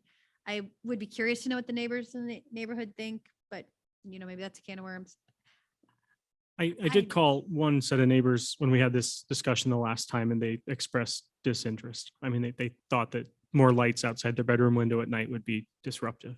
Well, that's why I am interested in the timers, right? If it's mainly a decorative purpose, I then they probably wouldn't don't. object to the timers either. I think 10 o'clock is a little early. I think midnight might be a better time if you're going to put timers on them, but because this time of year, the lights will be on from 9 to 10. That'd be great. I mean, So, But I do, yeah, I mean, It's I not am hard to drive curious over about the timers, especially because it's a decorative thing and to be cognizant of the late neighbors. It doesn't even sound like they're going to add that much illumination anyway to the area, but We were trying to gauge that and using the downtown lights and we were thinking they'd actually probably be a little lighter than the downtown, correct? oh, you think they're going to be brighter than the downtown? Lighter, sorry, Less bright. less, yeah, less dimmer. Right. we're dimmer. talking 80 watts. Which I is mean, a I'm kind of pretty- imagining like 80 the, watts is I a was pretty thinking small output of bulb. power. I was actually imagining like, the 1800s London theme. with Jeremy, the- you mentioned operation costs. Could you tell me more? Like, I'm sorry, the background says that there will be ongoing operation and maintenance costs. Could you tell me what the average would be for 3 lamps over the course of 10 years? I mean, Pretty minimal, I'd say, just comparing it to our existing downtown decorative lights, although those are probably all coming due for some painting. With the exception of the ones downtown that we've had to raise, that was a pretty substantial cost, but I think that was kind of a separate issue. So over 10 years, I would expect the maintenance costs to be pretty minimal with the exception of electricity. So it's the privy of the council. Would you want, Well, I was trying to keep score in my hand as we were going along. I'm an I. I was saying I had one yes, I had a yes, a no, a no. I'm a no. I've never ever driven over that bridge and thought, boy, it could be more beautiful here. It's really beautiful. So right now I'm tied. Yeah. Ross gets to make a choice. And Randy. Oh. If it's not broke, why fix it? Oh, yeah, yeah. I prefer the dark sky. then perhaps you can go back to the Yep, we'll person reach out and and reach out to him. let them know. Let them know the reasoning why, so that we don't have to look at this again. Okay, thank you. Skyline Motorsports abatement request discussion. Okay, so I alluded to this before on why the Skyline Lanes bowling alley abatement was in the consent agenda, but this item is not.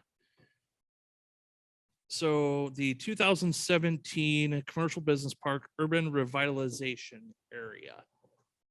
Emphasis on revitalization. That equates to abatement. Anytime you see the word revitalization in a plan, that is an abatement. Much like our residential abatement is a revitalization plan. The whole concept behind a revitalization plan is you establish an area, which in our housing is the entire city limits of Decorah.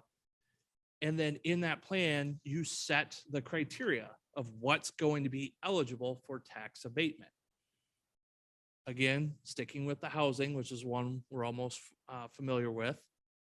It's new construction or an addition or remodel that adds an additional, I believe it's 15% of the to the property. You set out the criteria in that plan. And then if a property is eligible, they fill out an application and it's granted. Here's your abatement. The 2017 Commercial Business Park one is not set up as I believe everyone I've had conversations with, no one believed this to be the way it's set up. Right now, that plan has 2 lots in it. If I were to tell you that there's not an additional lot eligible for tax abatement up in the business park, I would be correct. Norwegian Mutual, Marceau Electric are the only 2 lots part of the 2017 revitalization area. Because the way it's been handled here is much like a renewal, like a combination between a revitalization area and a renewal area. Renewal is the rebate portion. And if you remember back from the work session discussion, those rebates are what are typically, non-typically, those are the ones that are negotiated with each individual project.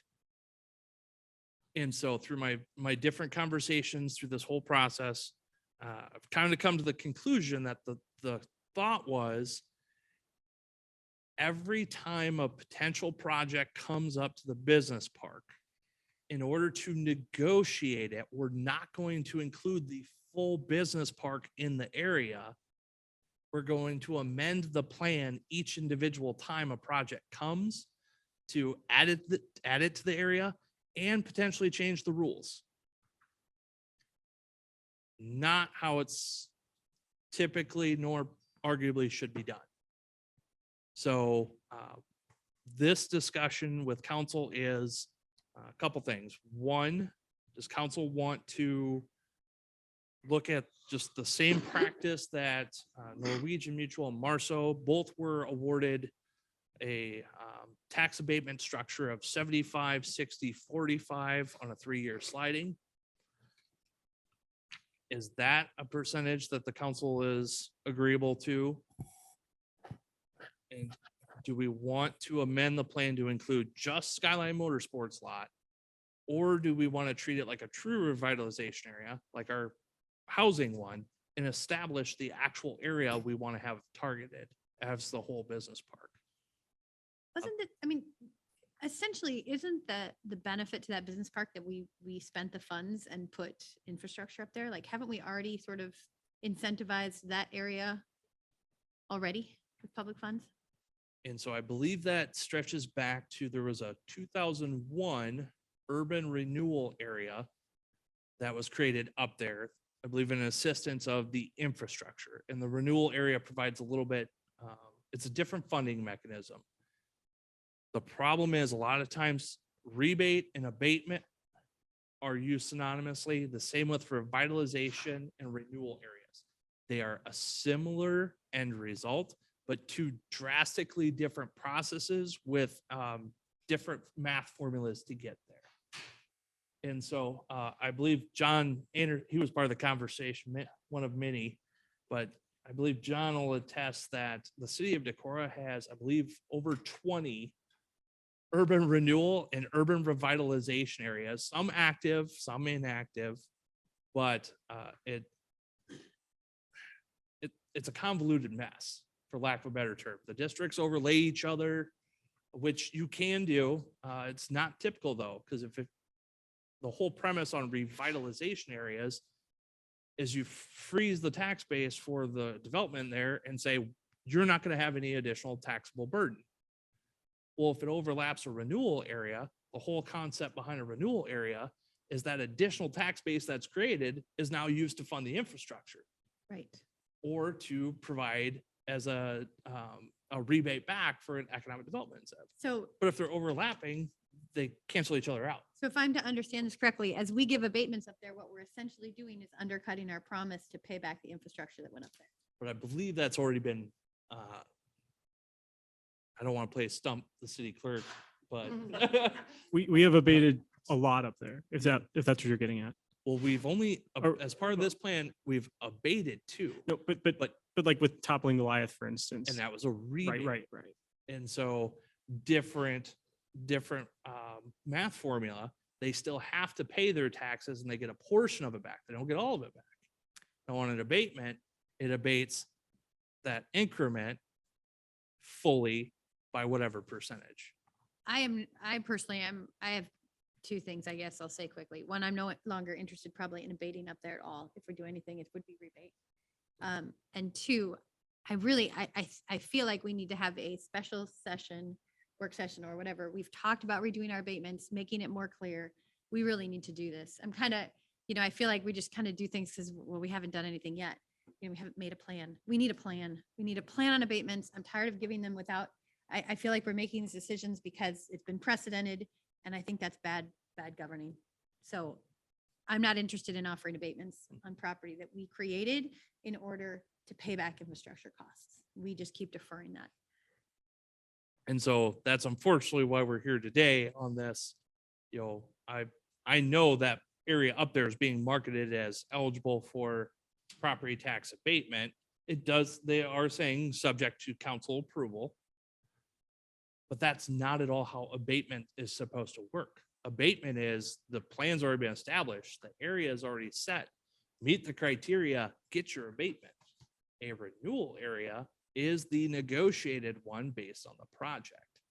So what we're really we're painted into a corner that a project is moving forward that was under the impression they were going to be eligible for abatements or some kind of incentives that when I pull the plan, they're not in the plan. So the council, what I need from council is direction on, do you want us to amend the plan to incorporate this lot as a possible abatement? Do you want to amend the entire business park to set as an abatement? Or do you want to go towards an urban renewal area for the business park, which is a rebate structure? And I know based on the work session at that time, it was, we want to move towards rebates in urban renewal areas. This one's a lot more time pressing. And so I wanted to put it in front of council. What say council on this particular one? How does the rebate part of that work then? Is that something we decide on how much of a rebate they get? Correct. Then it would be negotiated, each one on a case by case basis. You take into consideration the project itself, square footage of the building, the assessed valuation, that's number of job creation or retention. Correct. So all of those things get factored into a development agreement that spells out, all right, you're going to do these things. And in return of doing these things, you'll receive a percentage of your eligible rebate back on a negotiated scale on each individual one. That's the process that's been done for Decorah Auto Group, for the hotel, for Hy-Vee. Those are the three active rebates that we have.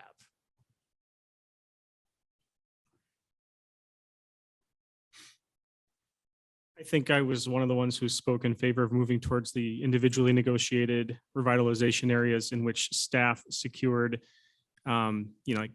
staff negotiated based on priorities that council established. And that still is my preference. If the timing is possible to make that work with this particular project, that would be my preference. And I don't think time is less of an issue on the renewal side with a rebate than it is if council says, no, I like the abatement structure where it's, we want to set the rules and you just simply fill out an application and you either get it or you don't. That one's a little bit more time sensitive. Thing is probably done after the fact, right? Because they have to meet certain criteria. No, we You get a little bit decided. more wiggle room, but you still need to have it done before completion.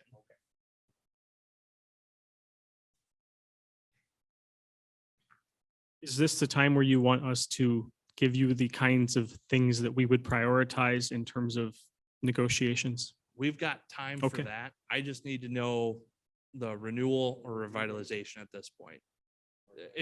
Well, and if it's revitalization, then it would be just the lot or the whole area.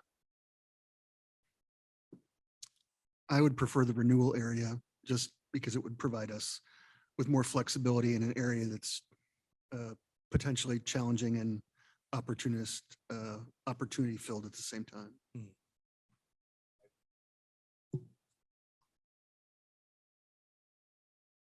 Okay, so my plan is to go back to John Danos, who's our TIF counsel, work with him to amend the plan because the 2001 industrial, or excuse me, business park renewal plan, I believe is still in place, but the property, oddly enough, the area was reduced in 17 when this was established.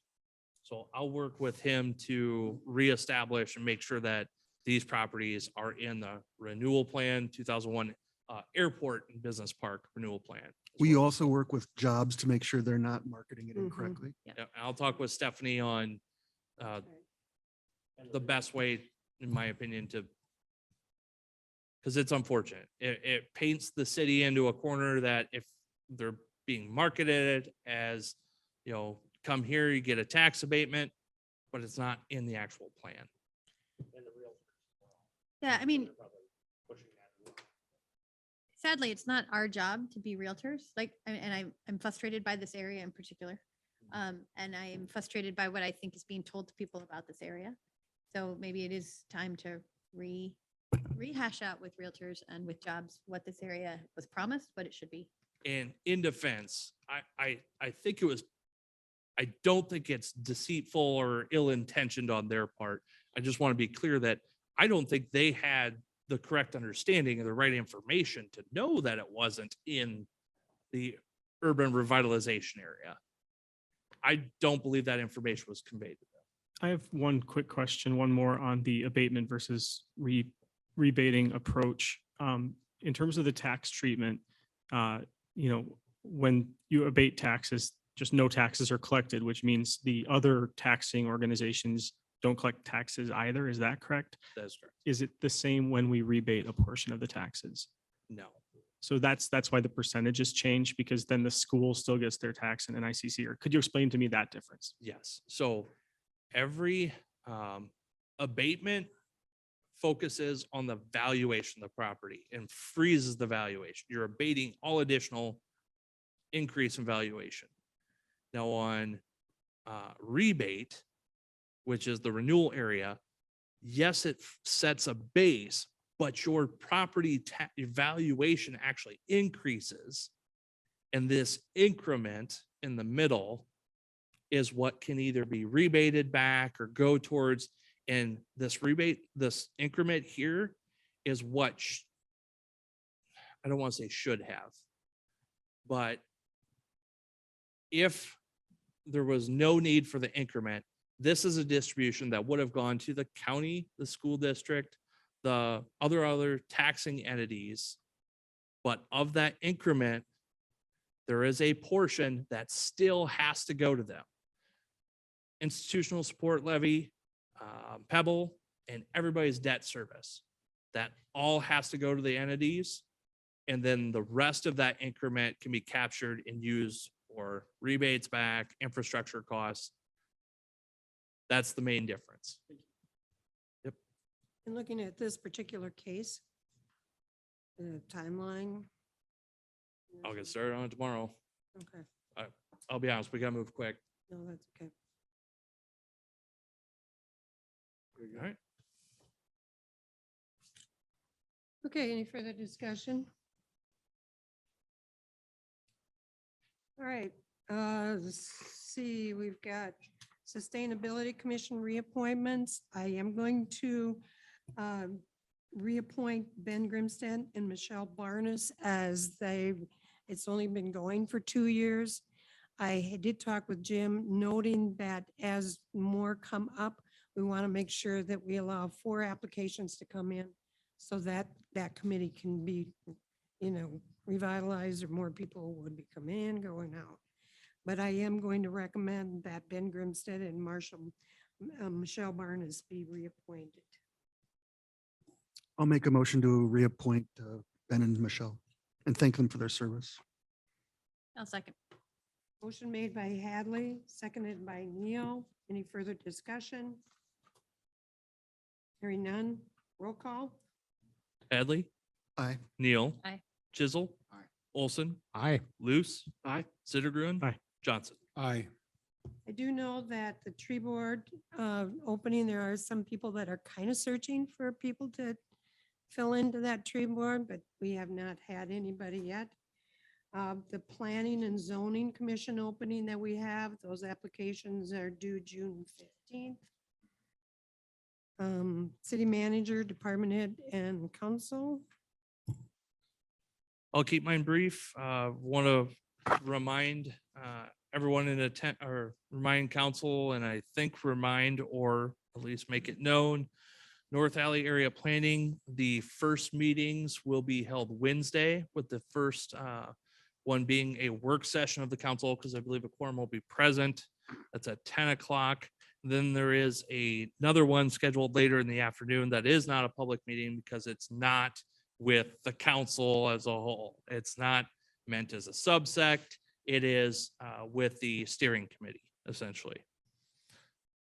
Let's see, MEU, that one's 1 o'clock. The MEU educational session with Osage Municipal Utilities is at 5:15 on Thursday. The downtown housing grant, I think Ross brought that up with Nordic Chiropractic's building. The contracts are still not ready with the state. They made the announcement that caught me off guard. I think caught a couple of people off guard. Made the announcement, but the contracts aren't ready for execution. So they got some clarification on the federal side, got to change some things, still waiting on those. And then historic preservation has a celebration on Wednesday at 4:30 at St. Benedict's in the parish hall, I believe, recognizing the expansion of the Broadway Phelps Historic District. So I believe it's 4:30. But again, reminder to council and those in attendance. That's all I have. Carrie? I meet with Brian Hinker tomorrow regarding the dental renewal, and then I meet with group services on Thursday regarding our health insurance renewal. Dental, I think it's a 0 increase, no increase at all. Health, I think they're talking between 8 and 9%.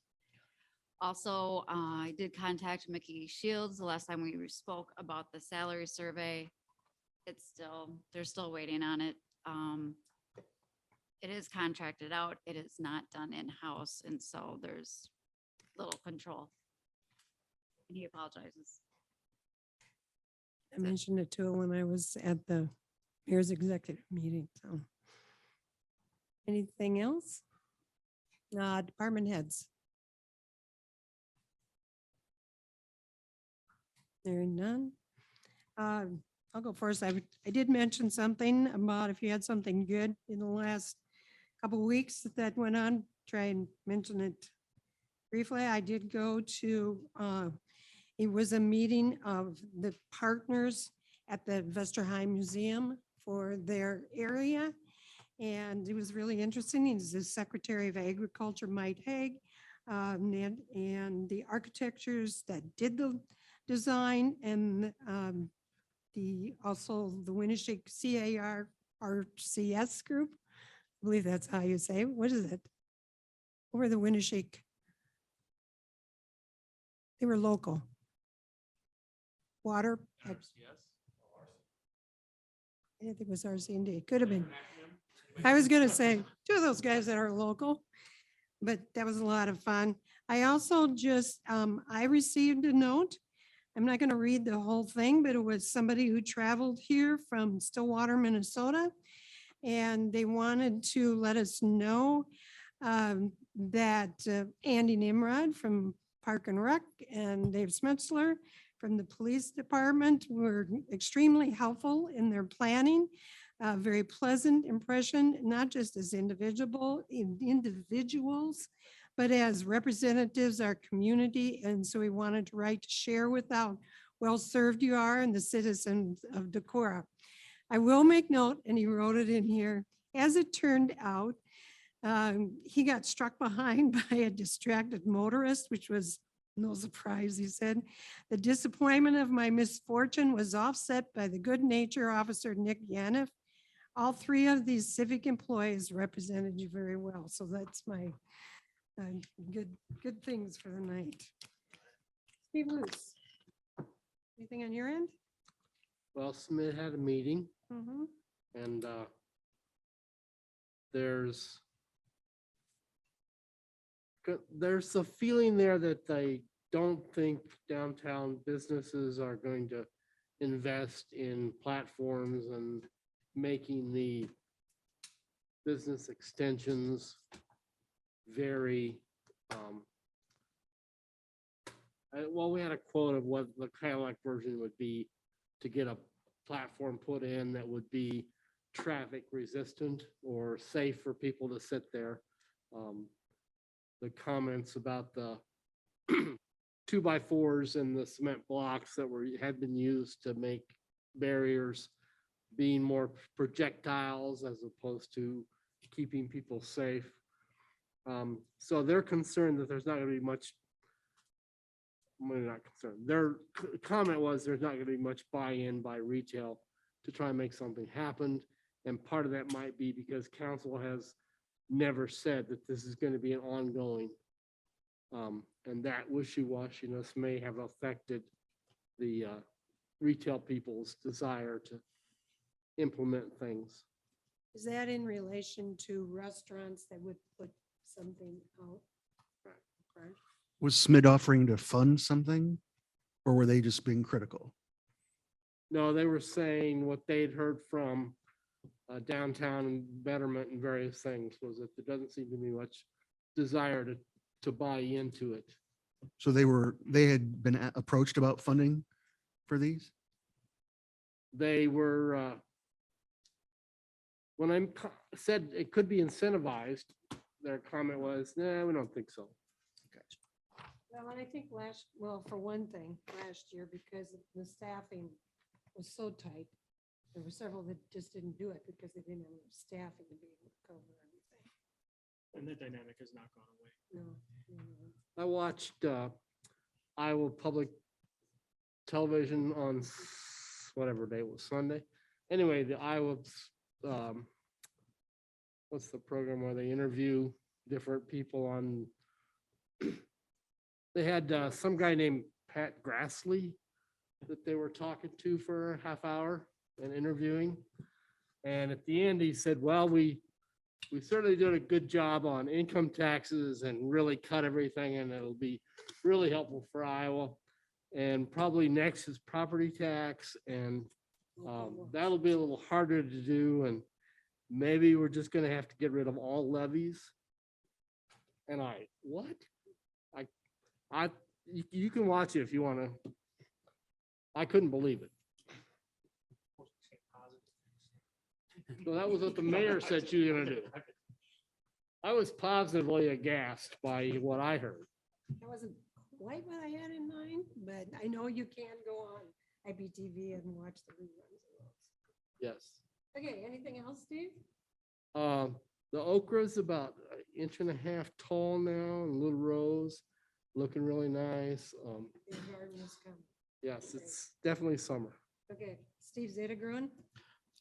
Emily, I'm sorry that I shut you down in response to what I thought was your second extensive comment on something. I was eager to say my piece, and I was worried because I could tell the mayor had already grown tired of that conversation. And so I was wrong, or maybe I was wrong. I think you're pretty sure I was wrong, so I assume I was wrong, and I do apologize. I am, good news. I mean, let's see, I've been to the pool 9 times so far this summer, counting morning practices. And besides some water clarity issues, which I had nothing to do with, it's been wonderful. And my hat's off to the Parks and Rec Department for just such a great start to the season. Looking forward to more of that. I don't want to belabor this. I'll certainly send a follow-up email in response to many of the good comments we heard earlier. But I do want to thank Kate Scott for speaking to us directly and for sharing her concerns with both the parking lot, which I think is one issue, and with the language that I used earlier, which is I think a related issue, but not exactly the same thing. So thanks for coming and sharing your thoughts. And I'll follow up with an email, and I'd frankly really appreciate your response. I'll just say that if I recognize in myself or in anyone at this table the person that you were describing me as, the implication that I didn't prioritize downtown, for instance, then I would join you in criticizing them. Ross? I closed on the sale of the Amundsen's building. That was my positive thing. On a positive note for the C3 and the downtown, I had 8 offers on the building. It will continue to be retail and hopefully before Nordic Fest. So everyone who's emailed me or called me about the window for Nordic Fest, the building has been sold. It will be retail before Nordic Fest. So the building will not be available. There are other movements in downtown. I know that businesses are shifting and moving, but I think the fact that we have so much interest in downtown, housing, commercial space, outdoor dining, bicycles, are all positive things. So I think we just have to think positively about the downtown and realize that spring happens every year and we regrow. So we can continue to be supportive. On that note, I did work with a small business owner who is working to reestablish another one of the businesses, directed him to Winneshiek County Economic Development. They applied for a micro grant and are also working with Greg and staff on facade improvements and things like that. And so, you know, the things that are happening are positive. Good. It's good to hear that. Oh. So when you say the micro grant from Winneshiek County Development, is that what we sort of push with our 2080 agreement, or are there micro grants through Winneshiek County Development that people can use? This was, I believe, actually it's through the chamber. Okay. And I believe it's a USDA revolving, yep, Okay. that they can use for small things. There's also a Kiva loan program that's 0% interest that Jessica Rilling has led the charge of bringing to Decorah. So it's micro lending. So for example, if you were doing a business in a startup and you needed smaller amounts of capital, it's crowdsourced funding. So they put it online and people from all over the world can invest in your small business. But the chamber brings that to Decorah, and I think that's wonderful. Great. Thanks, Ross. Kurt? Positive things. Last weekend at Luther, well, in 2020, we had two important reunions that were able to come off. Our 50-year reunion, class of 1970, and the 40-year reunion from the class of 1980. The 1980 folks were seniors when I was a sophomore at Luther, so I know a lot of them. Well, last weekend, they decided to come into Decorah and celebrate those anniversaries 2 years late. And the 70 group had about 125 folks. The 70 group had 125. The 80 group had about 70 or probably 80 on Friday night. And they really enjoyed Decorah in spite of the rainy Saturday, but it was a beautiful Friday evening and had a lot of compliments on the city and all the things that are going on here. And then in my own personal remarks, I will just say that I really think we biffed it tonight by not finishing a bridge project that's been years in the making. And I would ask you all to reconsider. I really think that the time and the energy that a citizens committee put in years ago to design that bridge and to put something together that was quite attractive and useful.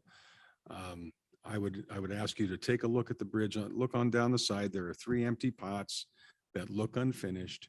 And I think I would like you to take one more look at it and reconsider your decision tonight, because I think it really is time to finish it. And I think we'll be impressed by how good it looks. Thank you. And I had a good time at my class reunion. Oh, Do I have did to you? say which one I went to? You're in the 8 now.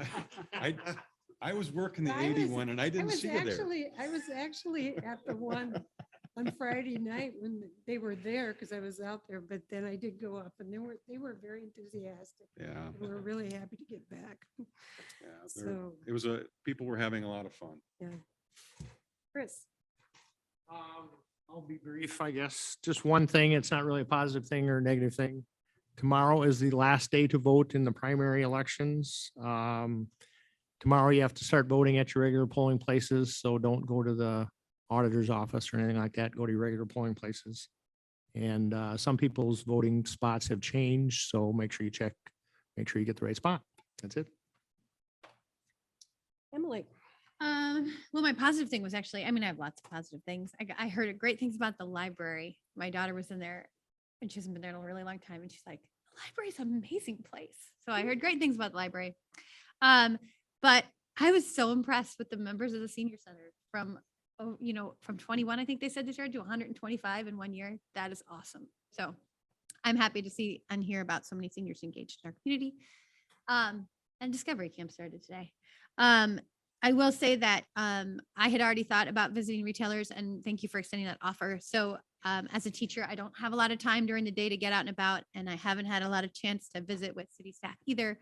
So expect to just be hearing and seeing me more in July, just wanting to get updates and touch base with everyone. So that's on my summer agenda. So I'm putting it out there just to connect. And so if you have a laundry list of things you want to tell me, I'll be out and about. I do want to think about upcoming work sessions and things that I've heard that I feel like we talk about, but we're not moving on. One is that abatements, which I mentioned. I think tonight's session was actually I know people feel dogged by the discussions we have, but I actually feel invigorated by the discussions we have. Like, I think this was great, actually, that retail came to us with their concerns, that we could have a conversation. And I know it gets long and lengthy. We just don't have that very often. And I think it's just really good for us to hear. So thank you, Kate, for bringing to us and everyone else who was here. With that, I know that when we did our 2080 agreements with both jobs and the chamber, we all said, hey, we want downtown to be a priority, but we never have really said what that means. And so I would consider, we talked about some grants, we talked about ideas on how we could help support that C3 district. And maybe it's time we just started to have that discussion of what does it mean to support our district? What is it? People always say, you should, but the city's not a developer and we don't start businesses, but what are the things we can do to encourage those things in the manner that we want to see? And other things along that line. I think those are my lists. So. Thank you. Yeah. Randy? Let's see, we have had a chamber board meeting since our last meeting. Big news out of there is we are working closely with RC&D in Postville. We now have a Great. person who is going to be occupying an office here in Decorah. Great. In lieu of a financial transaction. So we're getting services in exchange for office space. That's going to help us tremendously on that. A lot going on with the chamber. I can't list it all. I mean, they're planning Nordic Fest. They're getting ready for the fair, ridiculous days. Chamber golf outing last Monday of this month. So any of you golfers, get your teams together and come out and join us. That I don't have anything else right now. I'm kind of unprepared. It's been a long That's weekend. okay. Yeah, I will state my sympathy to your wife and her sisters, which everybody knows, as far with the loss of their brother. Okay, I think that's it. Move to adjourn. Thank you.